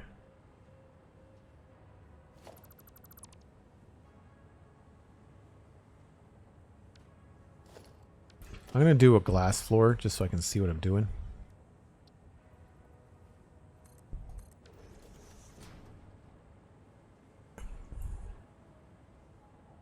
So immediately this is going to go into a smart splitter, which is what I should have done before. Smart splitter, conveyor mergers, conveyor splitter. How did I end up with a programmable splitter in the blueprint? That to me does not make any sense whatsoever. I don't remember putting that down. That's a regular splitter. That's a conveyor splitter. And then all the ones in the blueprint are programmable. That's messed up. Did you put on your slidey pants today? That's very funny. But no. Man, it is raining cats and dogs outside. I've had a thunderstorm every day this week. Every day. I was walking home in one yesterday. Thankfully, I was walking home from the gym and I didn't really care about getting wet.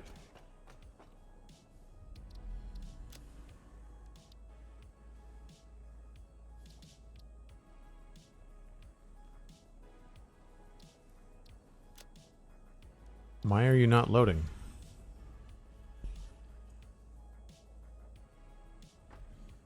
Hello?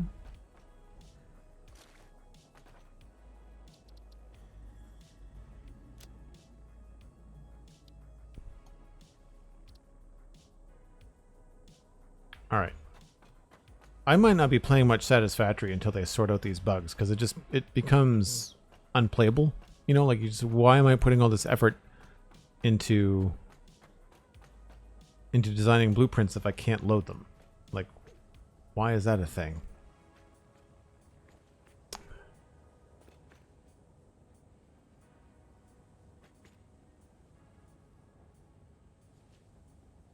right, so this is going to go here. We'll do smart splitter coming in from the side.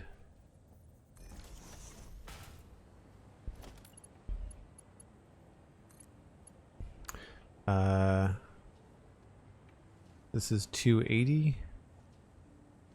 Why did I do that as a 4? Right, okay. So 280 goes to there. Do this now while we think about it. So we've got center is overflow. Right is steel pipes. Left output is none. And then we will have to do a merger because 400 minus 280 is only 120. We could put a 120 belt here, which is good to know. So we need another merger here.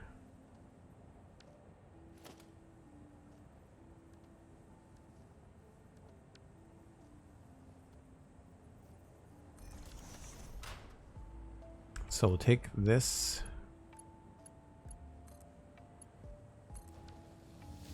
Right. 400 minus 280. 120. So this will limit and have the correct amounts going in each direction, so that's good. I could just split that based on the belt speed, actually. This doesn't have to be a programmable splitter. That should actually work.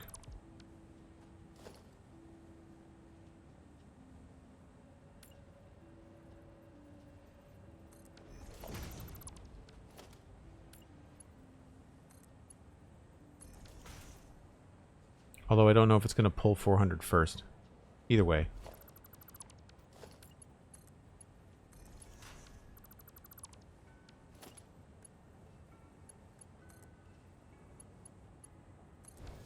So that is the first belt. So this needs another 100. So that's where this is going to come in.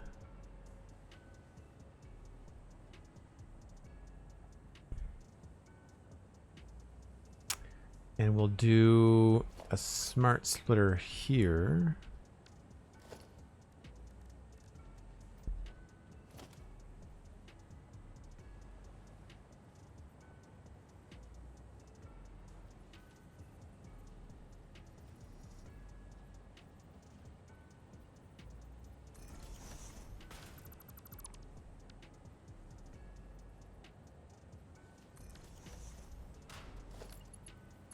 That'll come into there.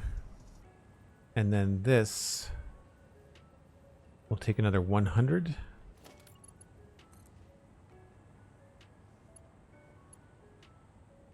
Combine that into here. No, this needs to be 160. This needs to be a tier 3. And what we do with this is we say, nope, pipes, center pipes, left is overflow, and then right is none. And then this should be 240.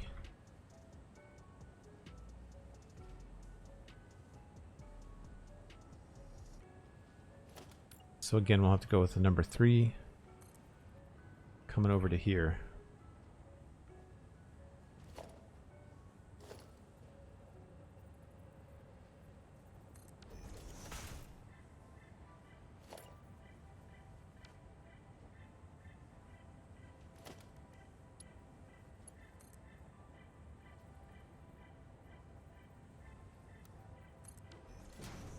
And that will be going upstairs to heavy modular frames. And I'm going to just quickly, so I know what's going on.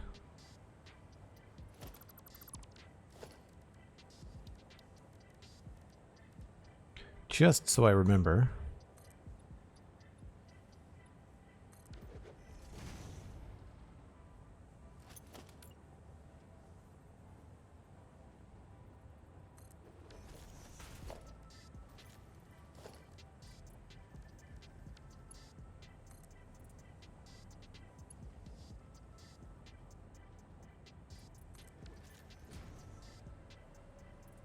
That's going up there.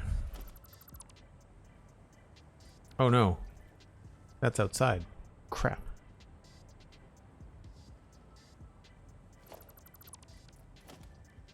That's not what I want.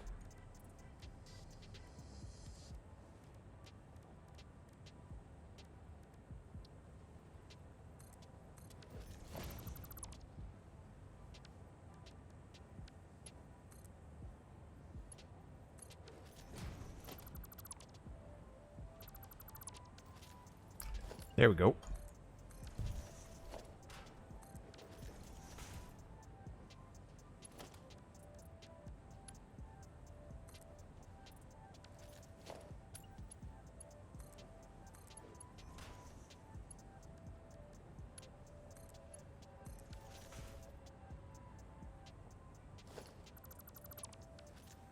That'll get us up to the next floor.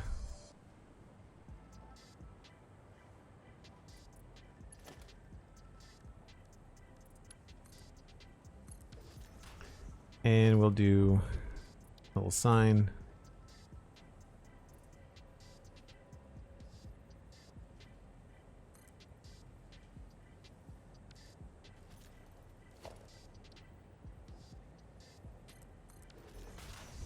I knew that was going to happen.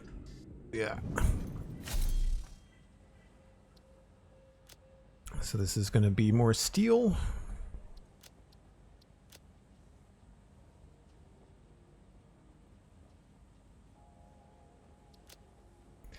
And this is going to be 240 per minute overflow from encased industrial beams.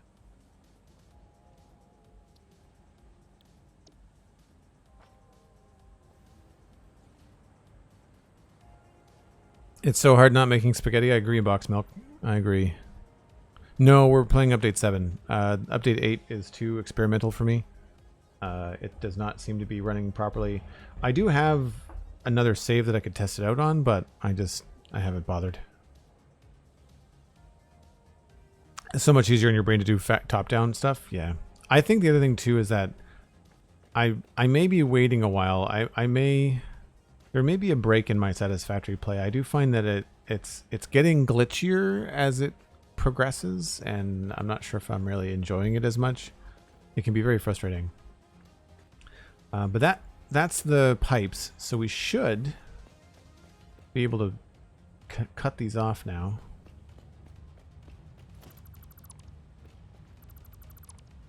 And these should just go right in like this.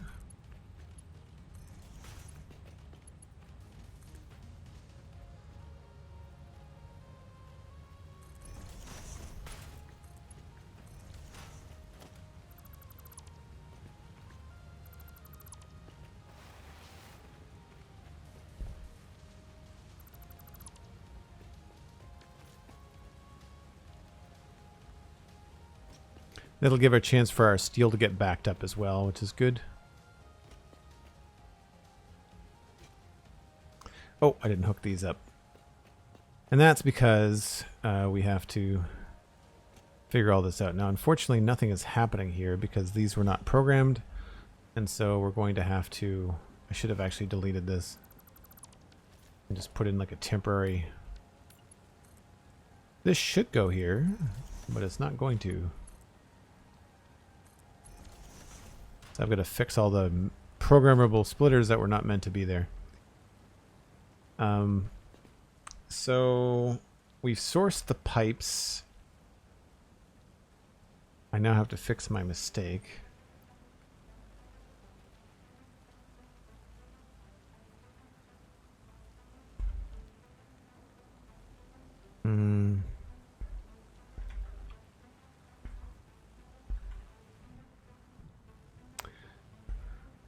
And then, so we've sourced the pipes. That's done. Now, concrete. That's going to be something entirely different.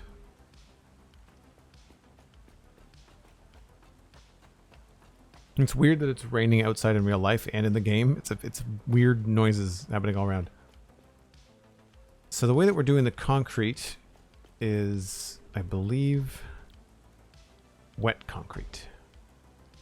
So 120 limestone and 100 water per minute. Looks like I got 5 of these. 1, 2, 3, 4, 5. Let's check the spreadsheet. I belted at start of the main. Limestone, number 1 in the Rocky Desert. 5 refineries, 120 limestone per minute, 100 water per minute, 80 concrete. And that's 5 times 8 is 400, and that just comes straight out the other side. I'm not going to make a blueprint for these because I feel like these should be pretty straightforward. I've obviously put them already in a spot. So here, this is going to be the output. So this is going to be belted output, but there's no water output. So we're probably just going to take this straight across. There's no ceiling here.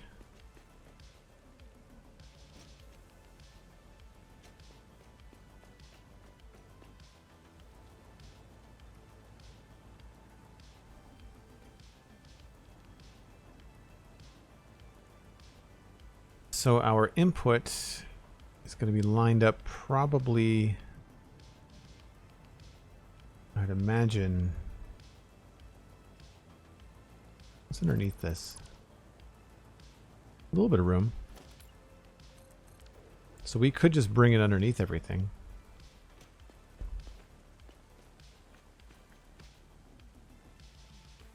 Like right here.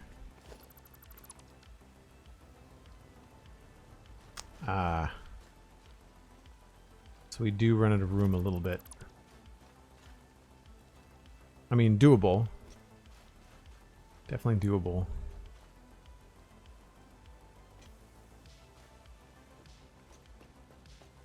I have no power.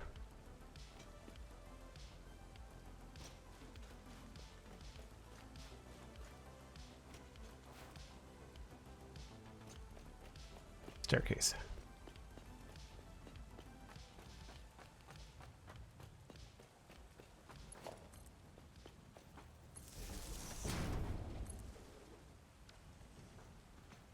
So yeah, so we could export there, bring it along under the ground, and basically right up into here. Or,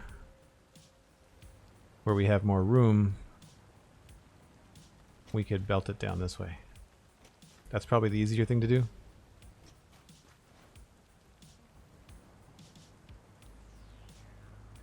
So it could just come right along here, make a right turn, and then come up where we would need it, which would be in roughly this area here. And underneath this is not a lot of room. It's a little bit tight, but doable. Because then we don't have to worry about this stuff. Crisscrossing. So 20 concrete per minute, that's 200. This is going to make 400. We just need to split it once. That's actually dead simple. Okay. So let's do that. Let's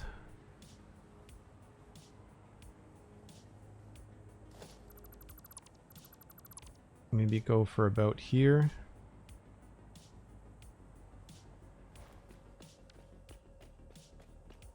So we'll just do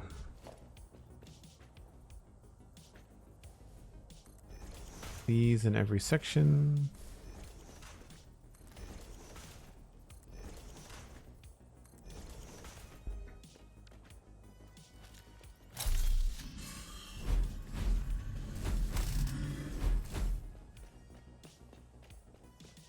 I hope they give us control over these things.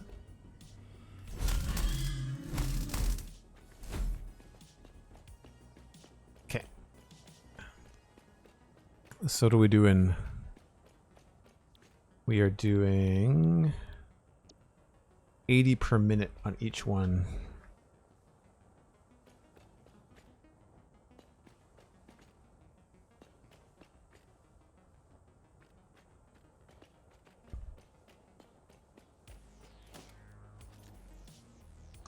That's a Mark II.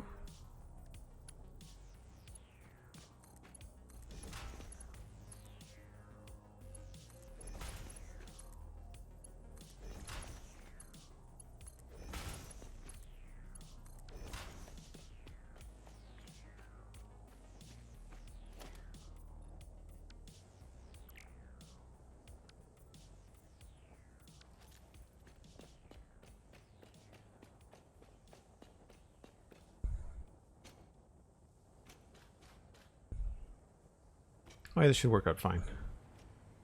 I think. Maybe we'll bring it over to here just for the extra headroom.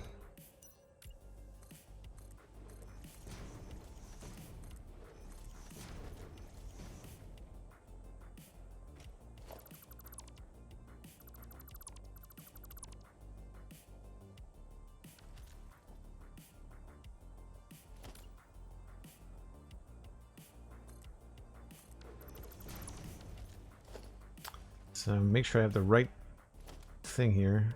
Merger.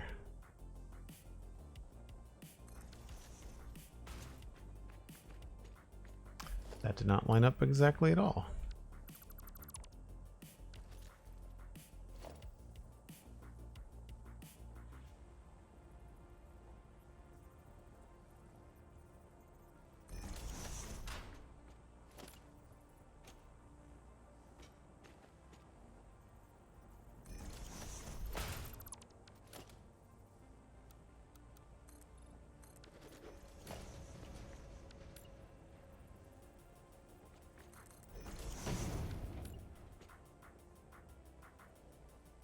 Send it off in that direction.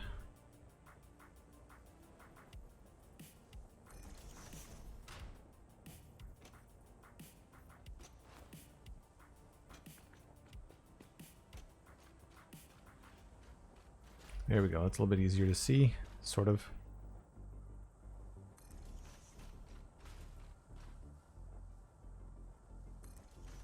And this should be 5.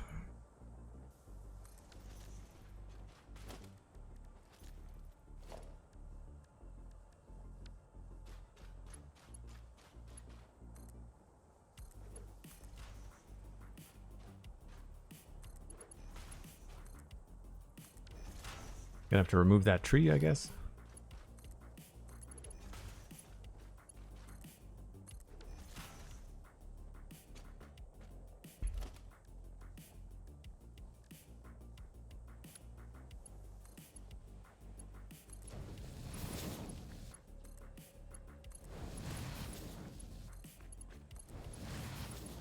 That felt crooked. Now this one, it's not right.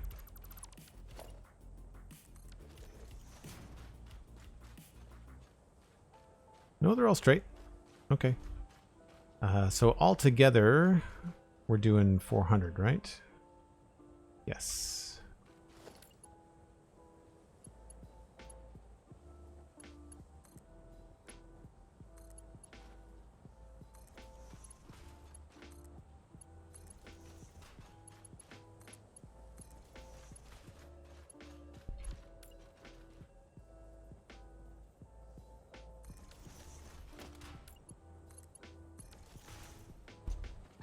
So this will be a little bit of an angle, but should still work.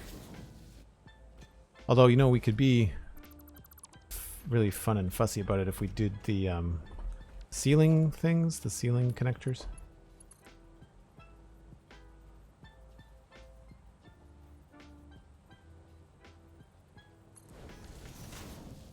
Oh, that didn't work at all. Thank you, unclear holograms.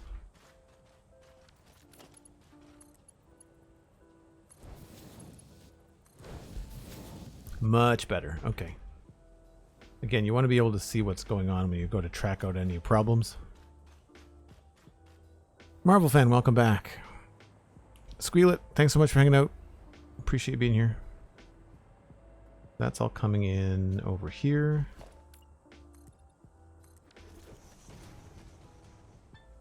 And I think what we'll do is we'll just get this right up on the ceiling, right?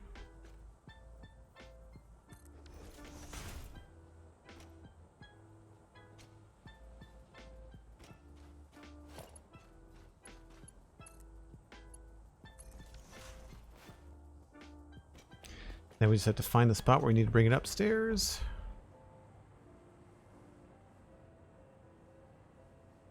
Which was right here.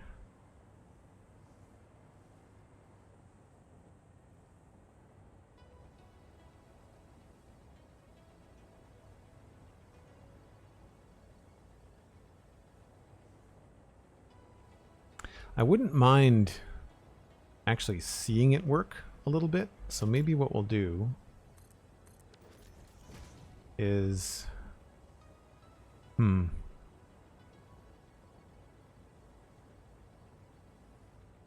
Well, it's going to stay underground anyway. That's fine.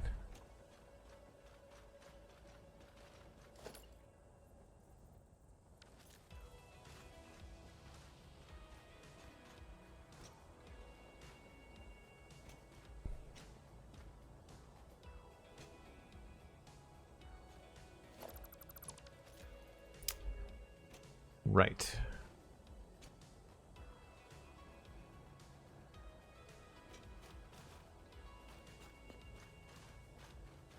So the easiest thing is probably going to be to put a wall here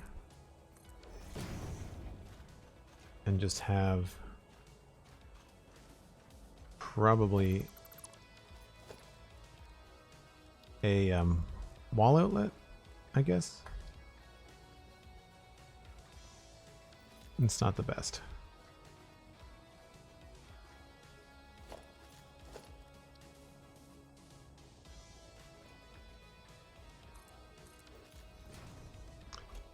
I'd rather do it where we can see it.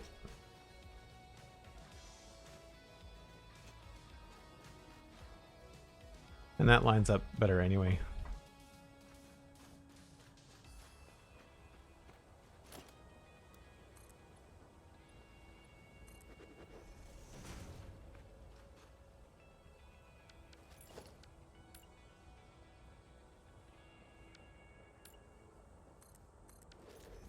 So we're actually having like a subfloor to the subfloor? I don't know why. I guess I don't need to do that. If I want to see it, maybe the thing to do would be to just bring it up here.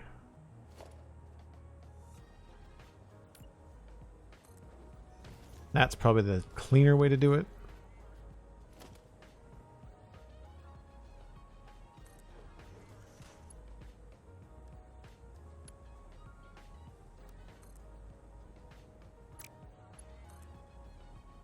Now, why are you not connecting?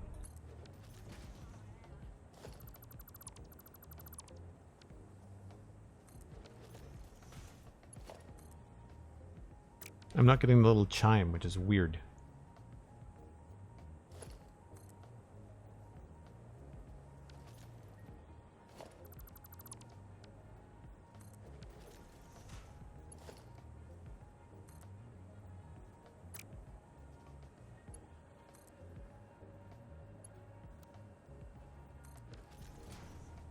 Alright, so that will give me the input, and then I just have to go down here. Hey, Em, how's it going? Now I've got a target that I can see. I just have to bring this out.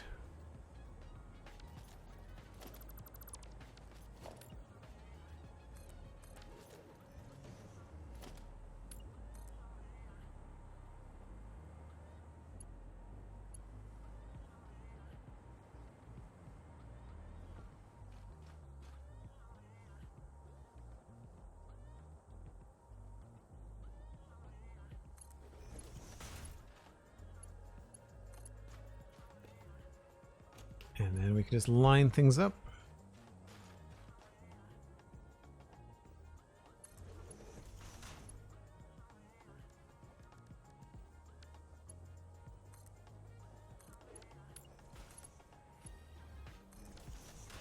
And of course, it's all the wrong color, so we'll have to change that.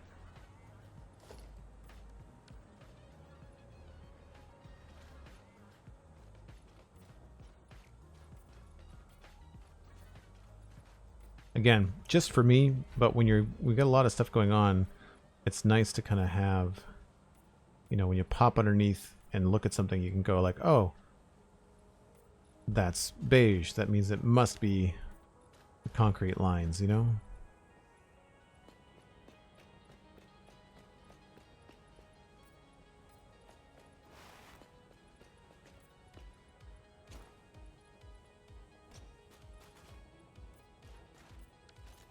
And that way we can see, you know, from up here on the floor, if this is moving, then we know that our concrete is being produced correctly.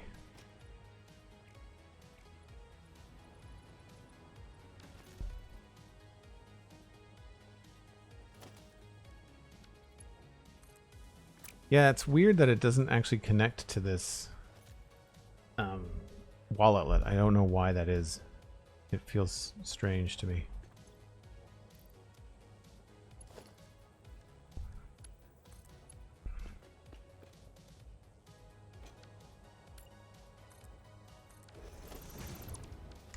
So then this is just going to be a splitter, but then we have to go up and over. Which I guess is doable.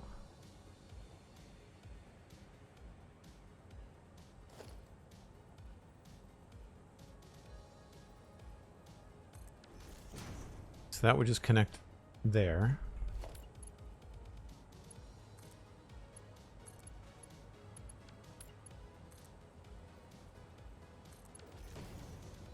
And then this would just connect here.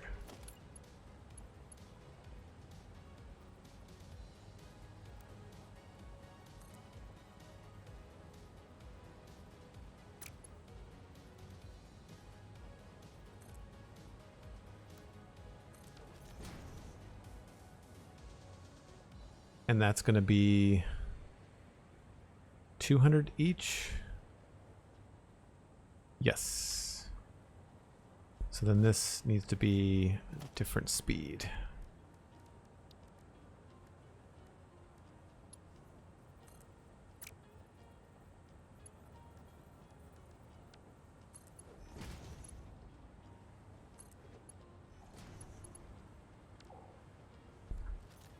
And again, I'm not going to hook them up completely because I need to fix the issues.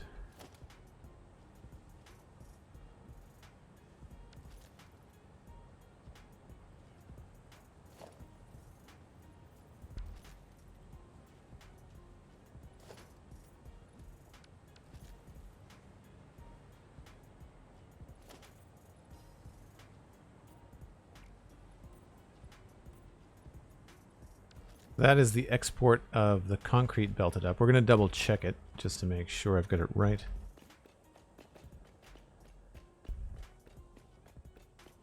So 80 per minute, that means these all have to be Mark IIs. Mark II, Mark II, Mark II, Mark II. Correct.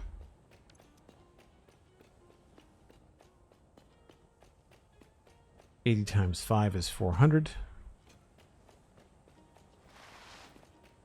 Make sure that these are all Mark II. Yep. Correct, correct, and correct. Mark II belt. Yep. These are all mergers. You can see I've made myself paranoid now after that mistake earlier today. So Mark IV, Mark IV, Mark IV, Mark IV. That's all Mark IV. All of it's the right color. All continues along to there. Just have to make sure that this lift is also Mark IV. Correct. You are not a Mark IV lift. See, this is why I check things.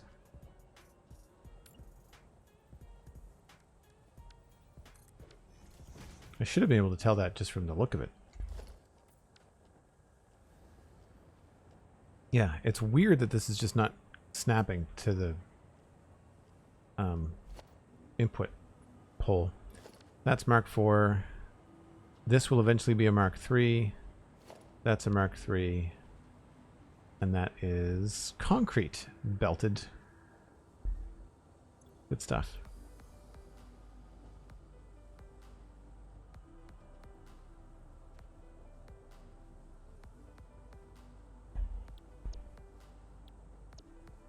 So the question is, where is the limestone coming from? I really don't understand the programmable splitters, how the programmable splitters got in there. I don't either because I can't load my blueprint. I mean, blueprints are bugged. And there's a good chance that I probably did the right thing and it just spit out the wrong thing. I mean, it's a real thing.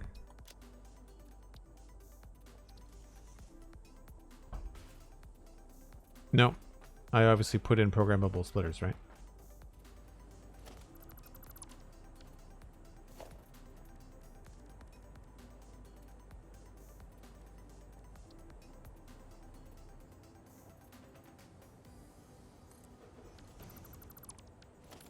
But I don't know how. Like, I don't know how I managed that.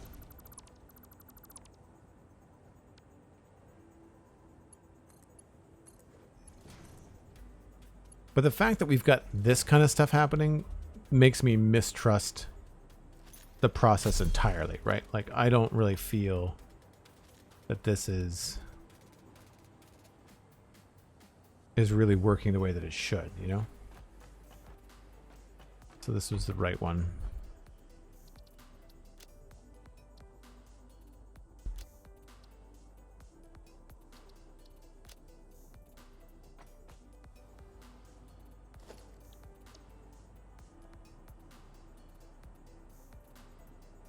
So those are the right ones now. And if I go for the left ones,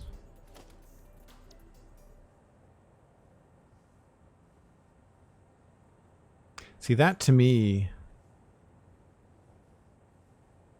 that looks like a regular splitter, doesn't it?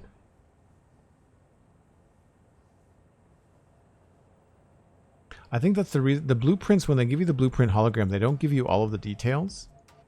It's like a weird default. But that to me, I chose the left one.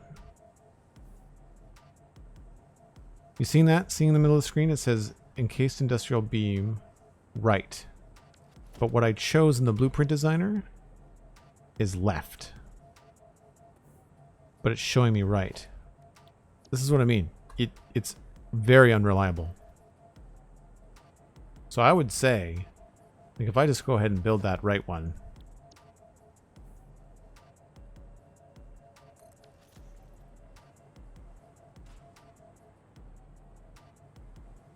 And now it's giving me the correct thing. But like, it could be just something as simple as like, it happened that one time.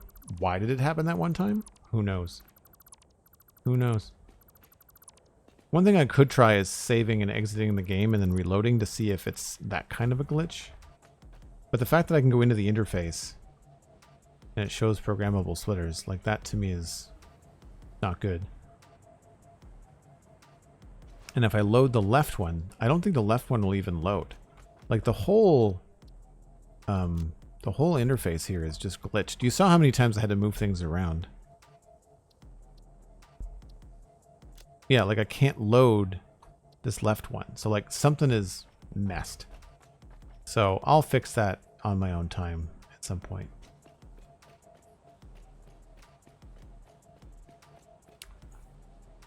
The easy thing to address today is going to be where we're getting the limestone from, which I think my sheet said it was belted from. This is why it helps to have things sorted. Belted to the start of the main bus. Limestone number 1 in the rocky desert. Pure Mark II overclocked to 600 per minute. And it needs 600 limestone. And that's going into 120 times 5. So that's the 600 that we need.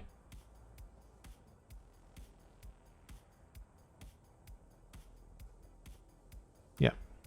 So rocky desert number 1. Now this is why I like to label my stuff. Limestone, number 1, pure. 2, wet concrete production. Okay, well, that all lines up. And then all I have to do is go back to Satisfactory and look it up on the map. And it should have the same number. That's limestone number 2. That's limestone number 1. Okay, I know where that is.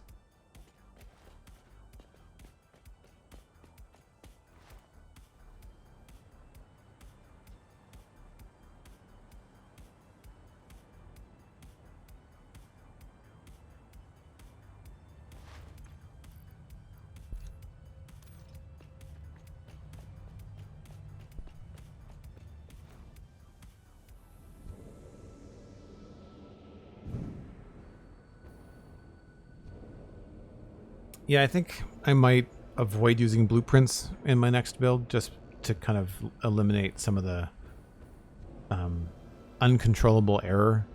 Because it's very frustrating when you take all the time to plan things out and still things don't go the way that you want. I'm really surprised I didn't catch that those were programmable splitters. I don't even have programmable splitters on my hotbar. That's the other thing that I find really strange.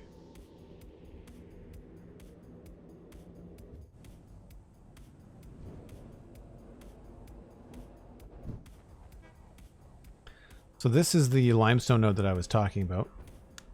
There is copper and limestone.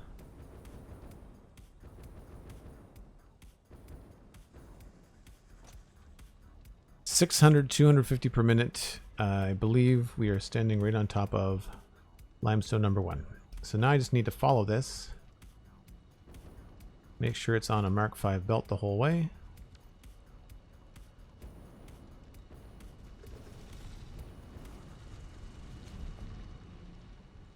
And it said it was belted to the start of the main bus, which means it probably goes all the way through underneath the train station here.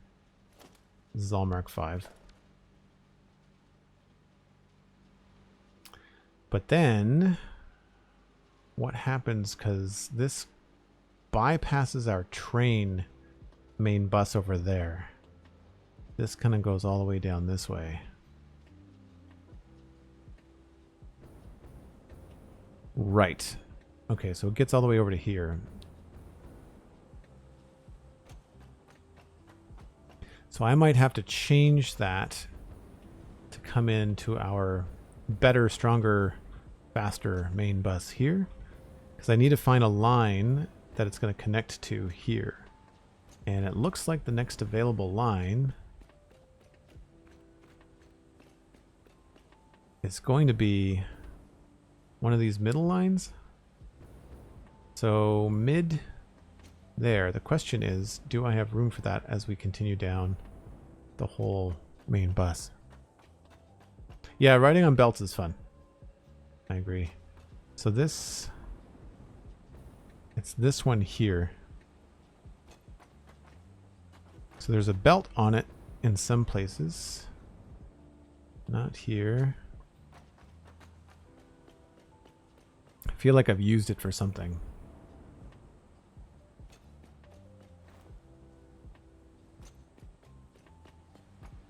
Oh no, it's pretty open. Okay. All right. Oh, here. Here's the issue. We've used it for pipes. This is the thing I'm running into with this main bus design, is I'm running into problems where it's clear from the early part, but then it immediately becomes a problem. So we have to go with this one on the left. And that looks like it's clear all the way. Okay. That's... I wish there was a better way. I can't really figure out or understand how to have like these main buses that you can actually connect to without this kind of overlap. So we'll do this one right there, that top left. That's what we'll aim for.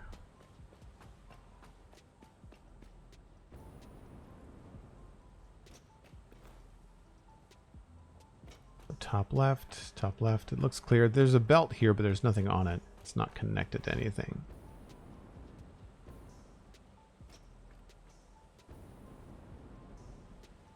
Yep.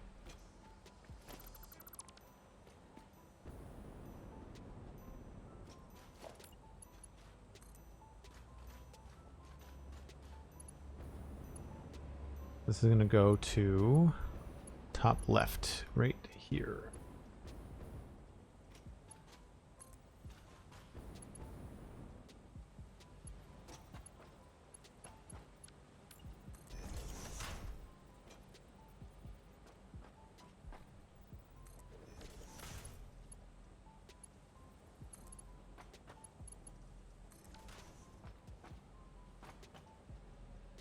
Okay, so that's our target for our limestone input. And seeing as it's already belted up, I see no reason to do some crazy redirects. So we're just going to bring that all the way back.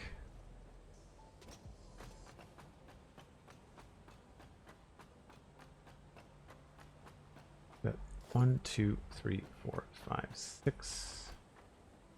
It's right here.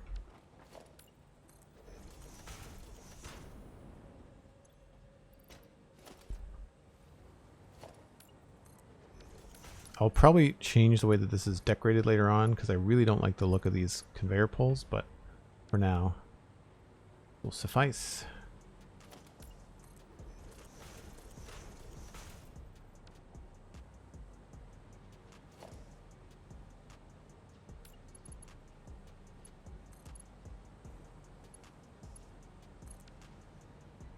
Now I just have to find that limestone belt again. Right there, I think. Yep, 602 wet concrete. So we're just going to pull that down right in line here.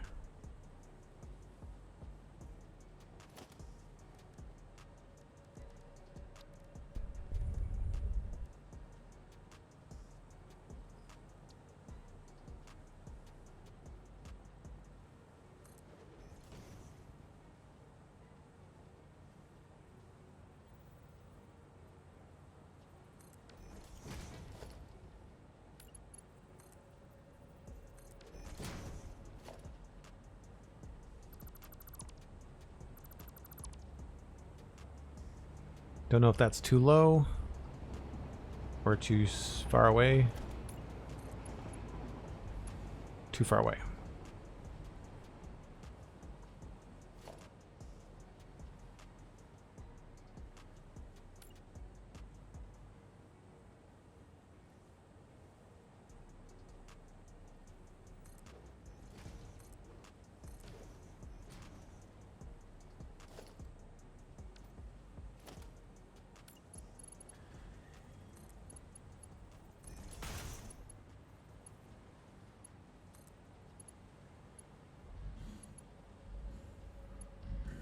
Oh, so close.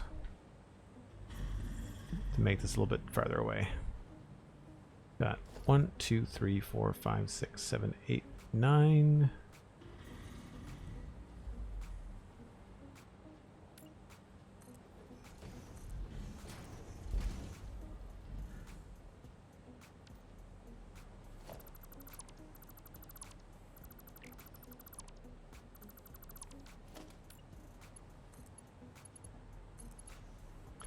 That connects to there, that connects to there. I just have to make it the right color. Oh, these things, I'm just so done.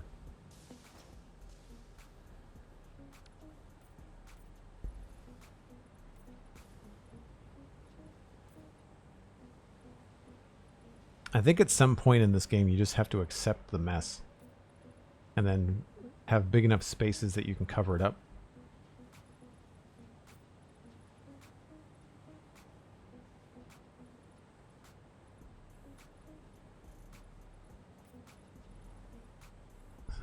This will probably be the last thing we were able to hook up today. Thankfully, it's a lot more organized here.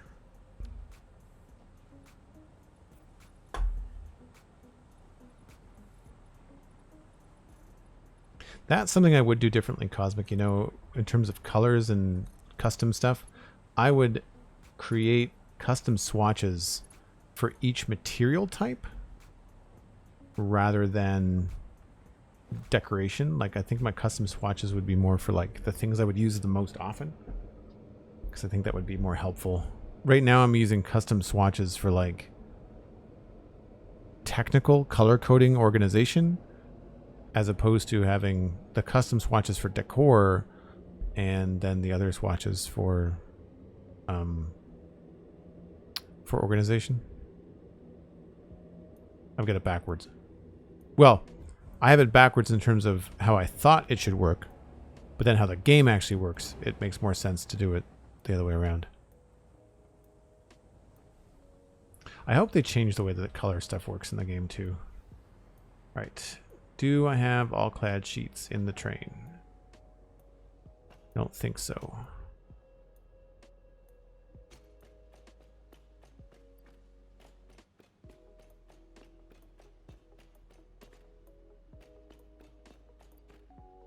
Nope. Okay.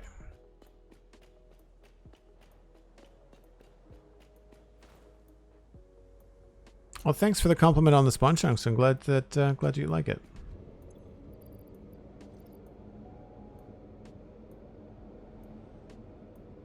You keep saying make it the right color, but I've seen no pink so far. It's because I haven't done any quartz. There is quartz that is pink. I believe you were around for it.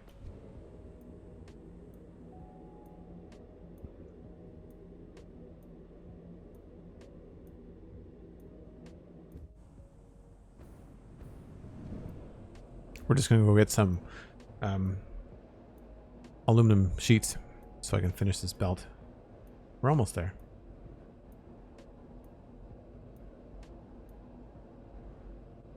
Oh, no pink in the stream. No, that's fair.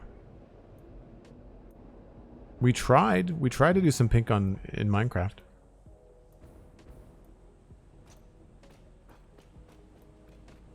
Casings. Sheets. I'm gonna need more sheets than that.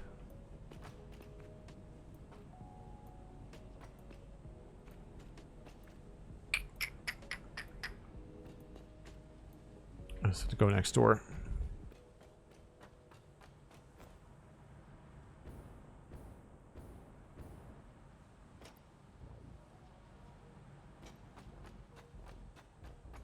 Looks like we're gonna be finishing this project in the dark.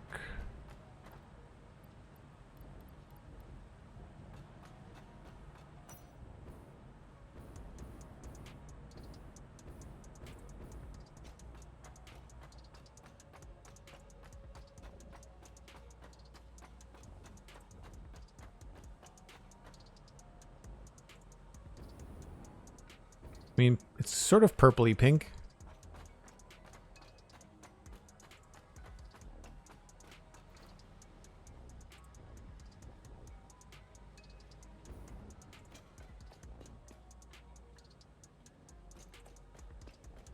Trying to find where I left off.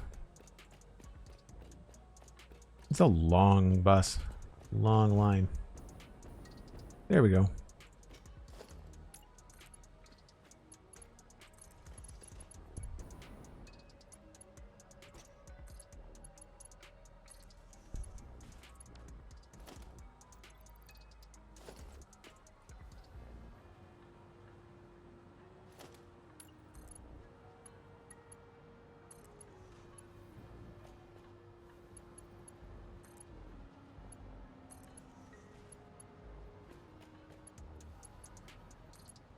Having these holes in the main bus line was a really good idea.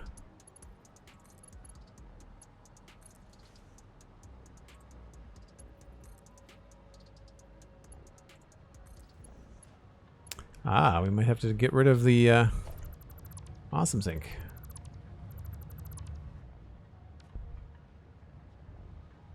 Where are we going? We're going way down here.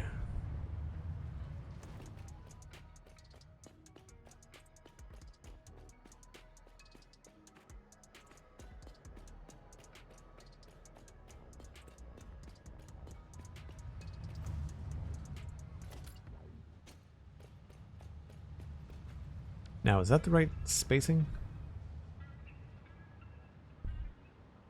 1, 2, 3, 4, 5, 6. 1, 2, 3, 4, 5, 6. Yeah, that's right. Okay.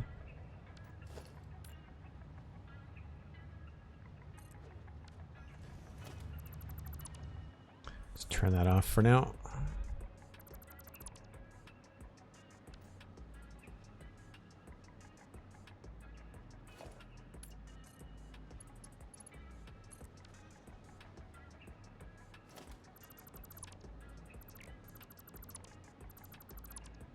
I need to create like a recycle joint, a place to specifically recycle things. 2, 3, 4, 5, 6. I thought maybe over there would be a good spot. See, there's a awesome sink in the distance. That whole area could be like all kinds of awesome sinks that are just, their sole purpose is just like recycling stuff. So here's, I think, where we're going to turn and go inside the wall. This is all cutting above rocks and stuff.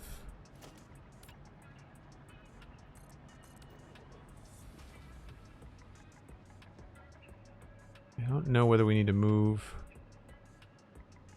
things. Probably easiest to get things to exit and go to the right before we hit this spot. Because I feel like I could probably take this down. This would be coming on the right-hand side. If I take down the right-hand side, I could choose something like this area to move it in.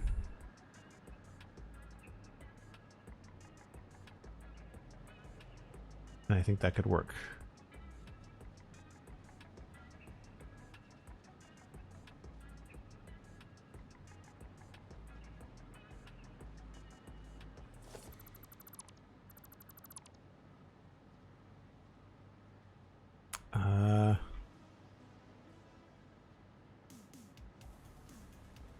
I want to head down that direction.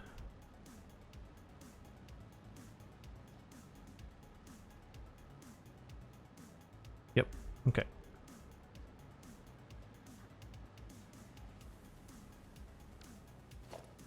Thank you, Cosmic. Smart splitter. Nope. I just want conveyor splitter.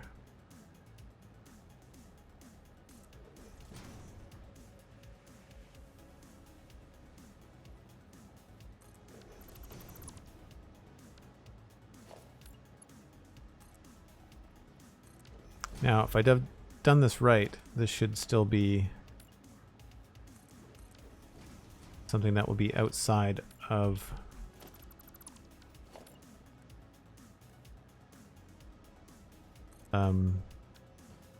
this belt space. Yep. So that does the thing right. Although, I think what I might do, just to make it cleaner,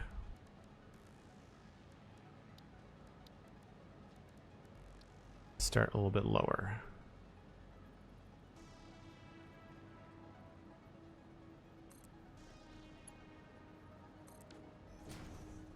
Go.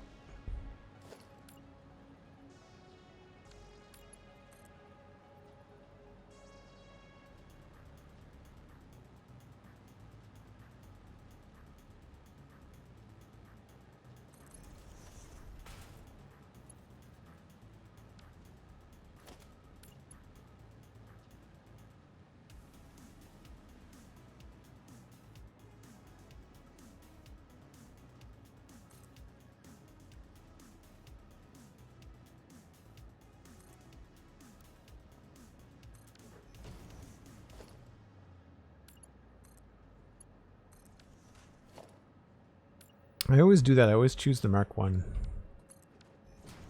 I should change all of my hotbar defaults to be the Mark 5, and that way you're never going to worry about that. 1, 2, 3, 4, 5, 6, 7, 8, 9, 10, 11.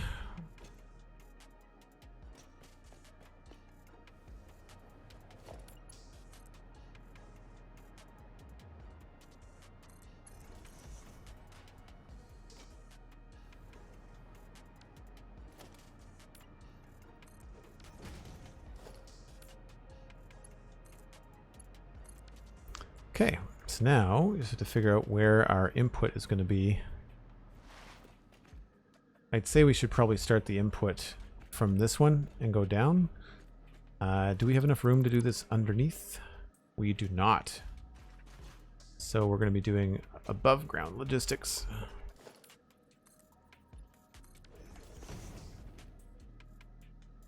So first I need power.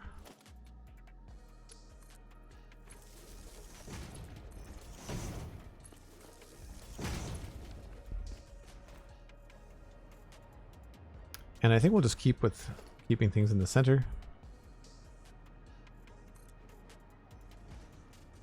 It's a fairly simple setup. Generally speaking, you want your water or any liquid that you're using to come in high and go low. So your belts are always going to be lower than your liquids. And this needs 120. You know what? Let's do this right now. Let's go with 3, 5. That should help.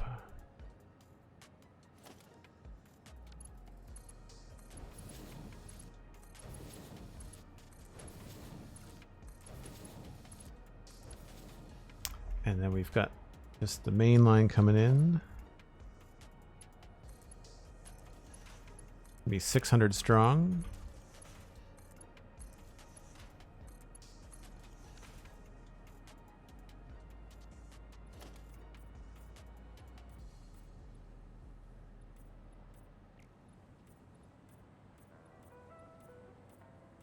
Now I may be able to bring this in underneath here.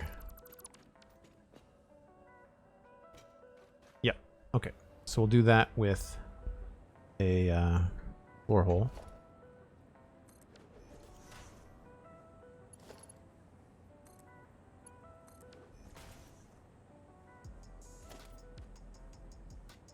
And then I just need to get this over to here.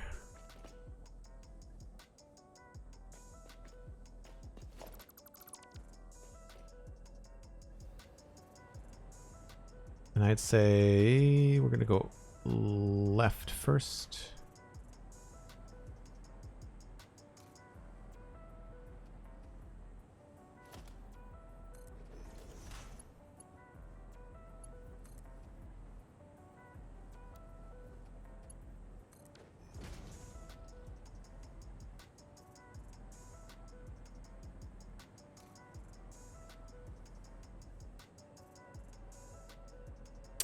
That's a little bit tricky.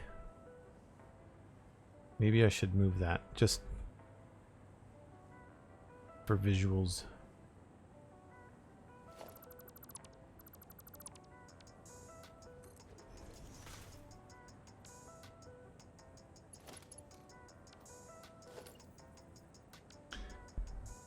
Oh, autosave. I'm pretty happy with the amount of progress we've made.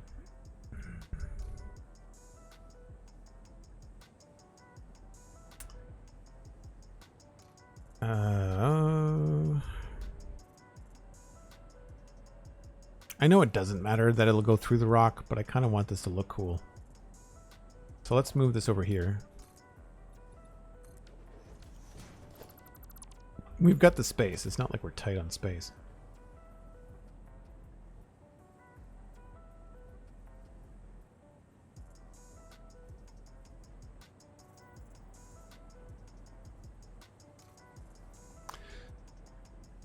I guess we'll go here. I guess that way we can still see that it's bringing stuff up, you know?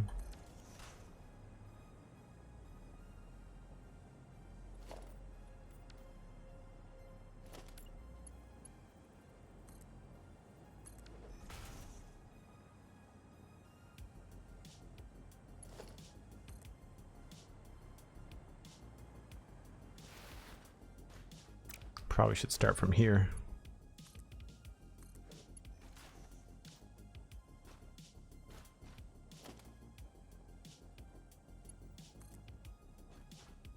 I do like the change that they made about these ceiling things. To me, it's a nicer way that they line up.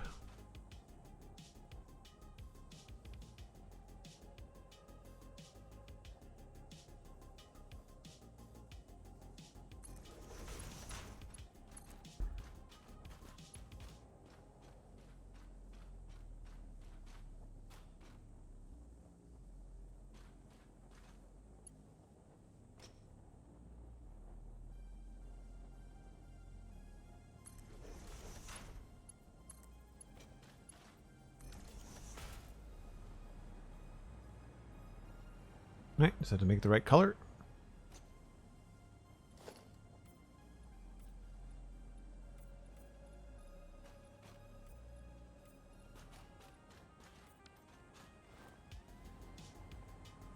Right, so that brings in all of the limestone.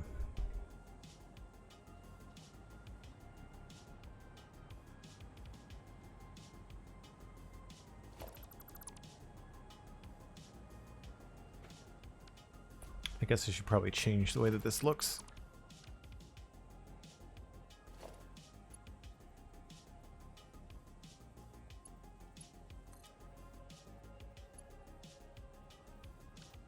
Maybe if I start from the top.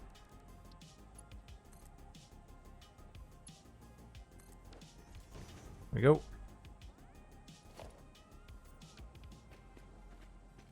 Can't paint it. Hopefully that'll change when we reload.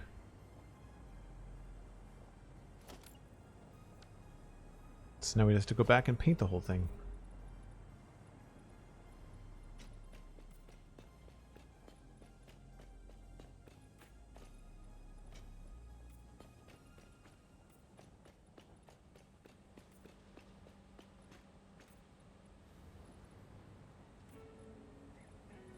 And that doesn't matter because that's just not going to go anywhere.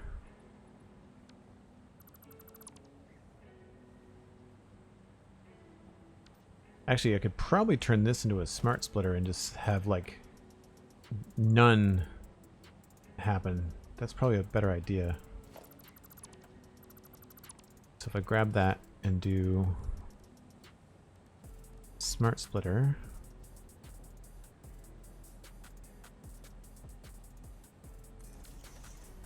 And then we'll do left limestone.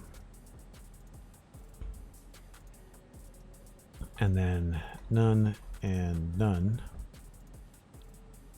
Which means that this should be 0. Nothing should come out that side. Yep.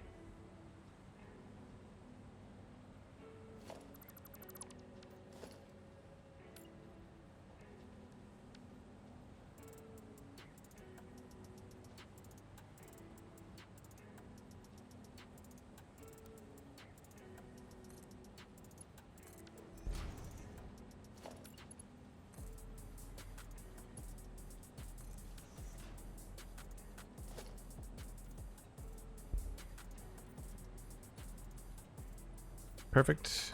Does that. Gonna paint the rest of these. I do like the idea of having all these colors in here. I think it adds a little bit more fun, a little bit more cartoony Transformers nature to it. Soft Blue coming with a rating party of 3. Thanks so much.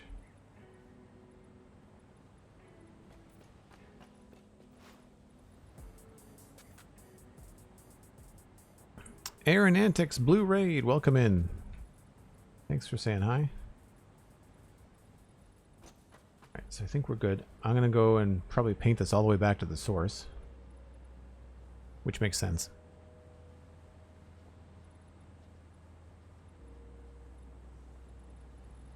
Concrete, concrete, concrete.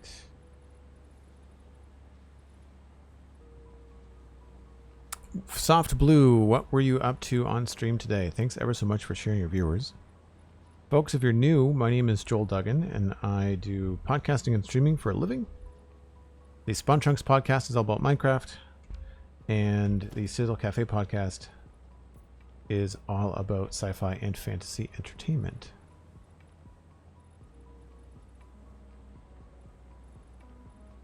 Alright, so now we have to paint this.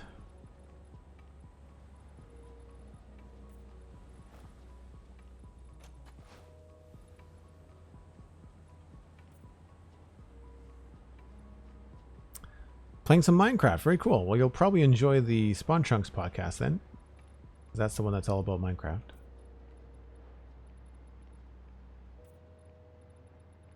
This is another building game. It's like Minecraft Redstone on steroids. Very technical, graphically intense. Still in the early stages, like they're still doing updates and whatnot. I think I'm going to leave it green out here because I haven't really decided how this is going to be decorated. So I'm going to leave that as it is, I think, for now. Because really, this is where we need to be able to look up and say, like, you know, what is that belt? Oh, the beige one is obviously the concrete one, right?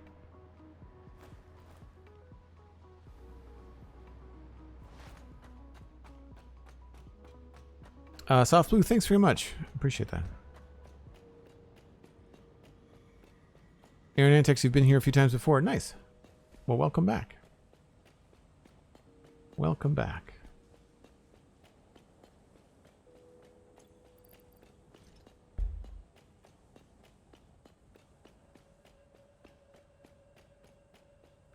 So one thing that we've got going on here, you're wondering why all the neon green. We are basing the factory design off of Devastator, the 1980s Transformer combiner. And we've been working on some technical stuff to get steel and heavy modular frames automated. And then once we're done all that, which is most of the right side of this building here, we're going to be able to then start to decorate this and make it look a little bit cooler. But for now, what we've done is belt up the limestone for the concrete. That's all happening there, which is cool.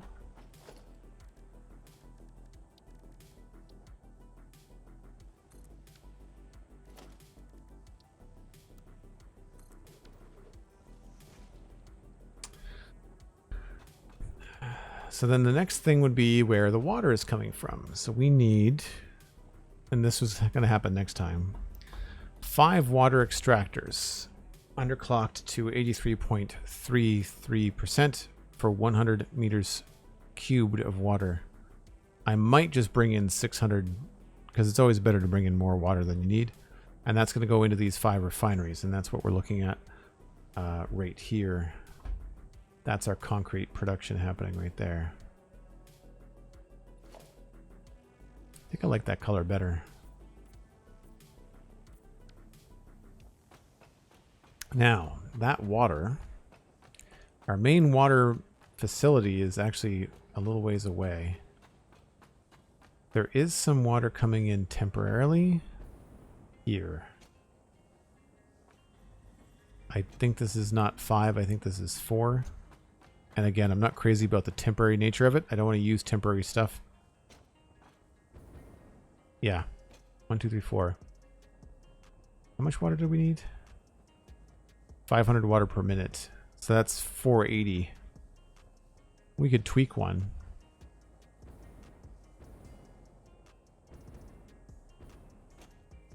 Yeah. 120. That's 480. So what I think what we'll do is we're not going to use these. I think what I'd rather do is we'll take a quick trip down to show off the water facility.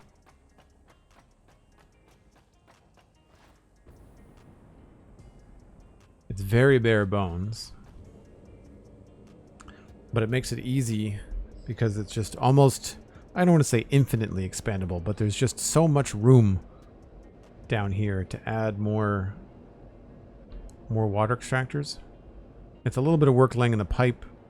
Not the end of the world. Oh, thanks so much, Aaron. Glad to hear it.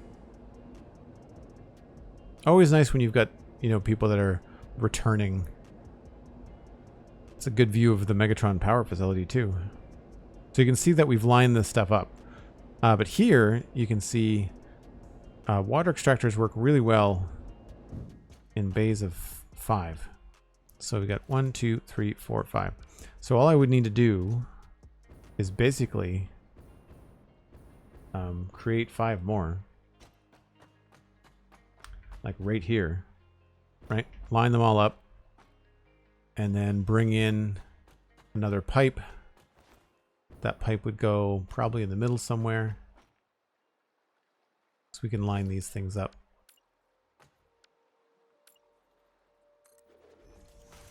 Sort of like that. Oh, there's no power out here. Huh. That's odd.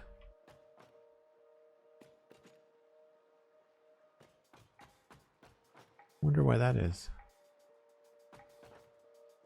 I will have to look into that. So we'd have to bring everything back, but the layout for the 5 water extractors would make sense. And we may just max them out. We may just do whatever a full pipe can handle.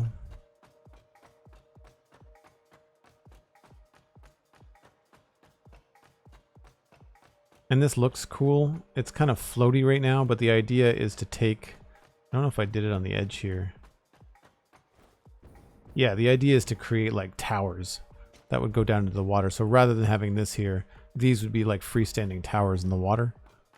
Kind of like a cool way to move things around. It's one of those situations where like I did it because it looked cool, not because it was the most efficient. Because like there's water right here we could use too, but I thought I might need water to go in 2 different directions. It turns out that I don't.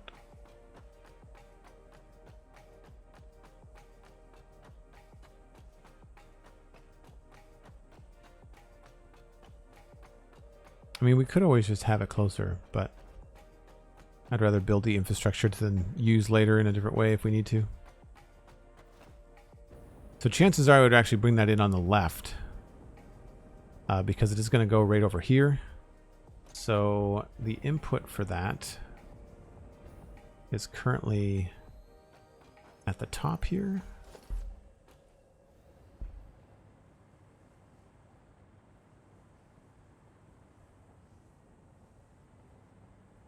So yeah, it would be somewhere along here. You can see I was planning to bring in a lot of water.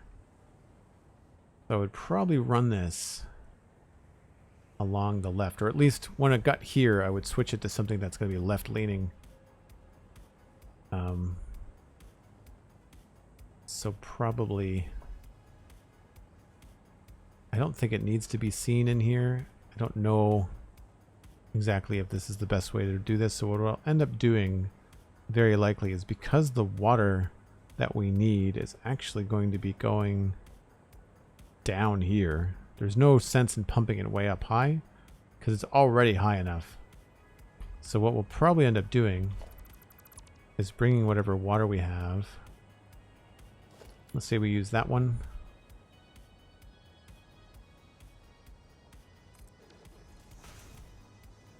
It's probably going to just come in straight through here.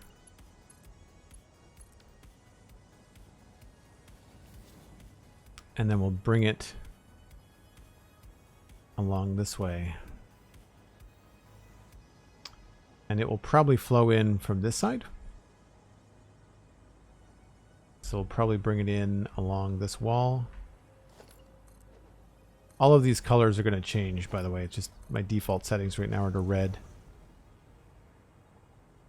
So yeah, my guess is that the water would be coming in from that side. And I'd imagine it would probably just come in at whatever decent ceiling level we have got here. So that's 2 down. Be there.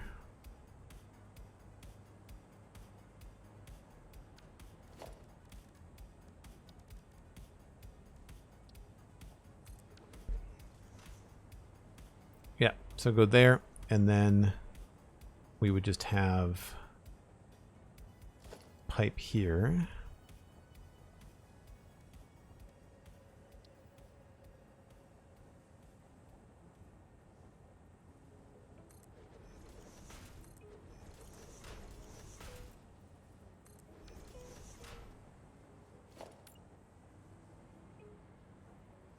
Goes all the way to there.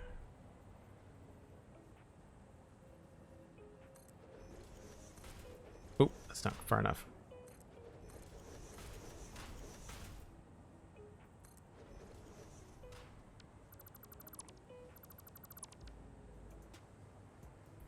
And what did I say? It needed to be 500 water minimum. So that means we have to use the Mark II pipe.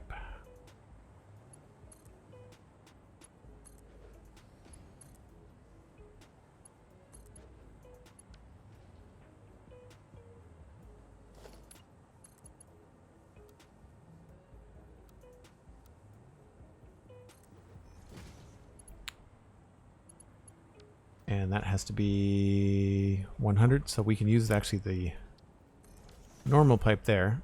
And then what we can do is use the pipe splitter.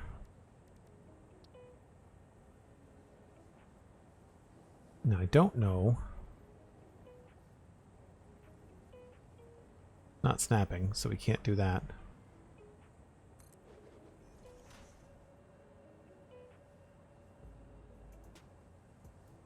That's probably the right way to go, but we may have to change. This might not work. Oh, look at that. That totally works. Okay. Beautiful.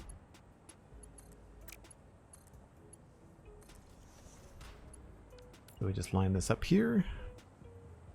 Best we can. It's probably easier to do if I'm on the ground, actually. Less sliding around.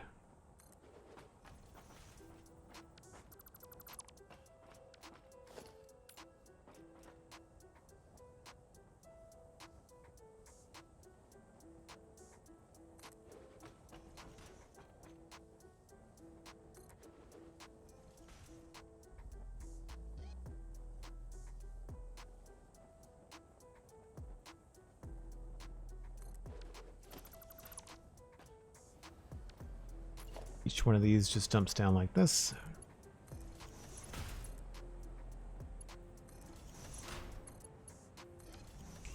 And let's get rid of this stuff.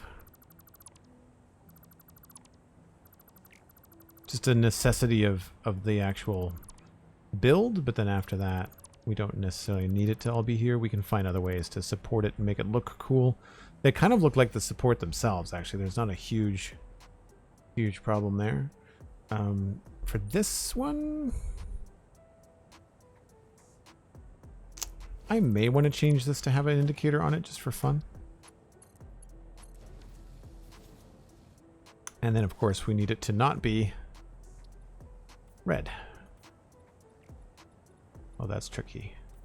Let's not do that. Let's make sure that that's one connection.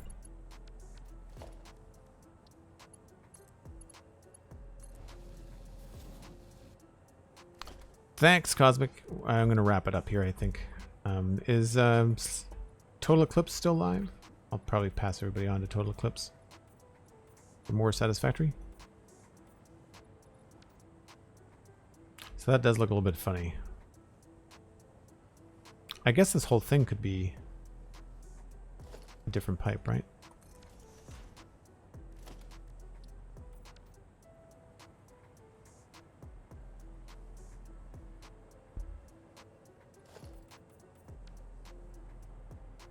So there we go. That's the refineries for concrete for this particular project belted up and ready to go. So the only thing left for this is going to be power. Power is going to be different because I think the power node is on the other side. Yep, we'll have to do power slightly differently on this side. 12-hour stream, no way. Not happening. Cool. So yeah, I think what I'll end up doing, I will probably end up redoing that mistake with the splitters on my own. And then when we come back next time, we'll get the water going into the concrete, and then that will get the industrial encased beams flowing. And that's the last thing. I think the next thing we're going to be doing is actually making the heavy modular frame factory, which is going to be happening in this space here, I think. So, pretty happy with the way that this has come together. It's moving along pretty quick today. Despite the mistakes, we're doing pretty well. So we're going to send you all on to Total Eclipse, is another Satisfactory streamer. They also have a great YouTube channel and tutorials if you want to learn a little bit more about the game and how to play it. I'd like to think that I help out a little bit with that too. But I'm pretty happy with the way that we've done this today. We're going to be playing Minecraft again tomorrow. That's Thursday. That'll be at 1 o'clock Atlantic. That's UTC minus 3 hours. You can, of course, check out the Spawn Chunks podcast and the Citadel Cafe podcasts. Those are both available for free on your favorite podcast app. And check out Patreon. Patreon is a great way to support the stream and the work that I do. That's at patreon.com/JoelDuggan. It's the most economical, and you don't have to renew manually. It just auto-renews. You get access to the Discord, which I think is a pretty fun area for everybody to hang out in, talk about video games and sci-fi and fantasy stuff and board games. And there's all kinds of little niches in the Discord. It's not just what I stream. It's not just Minecraft or just Satisfactory. There's all kinds of fun conversations happening. So this has been a blast, folks. Thanks again for the support, and I'll see you tomorrow. Bye for now.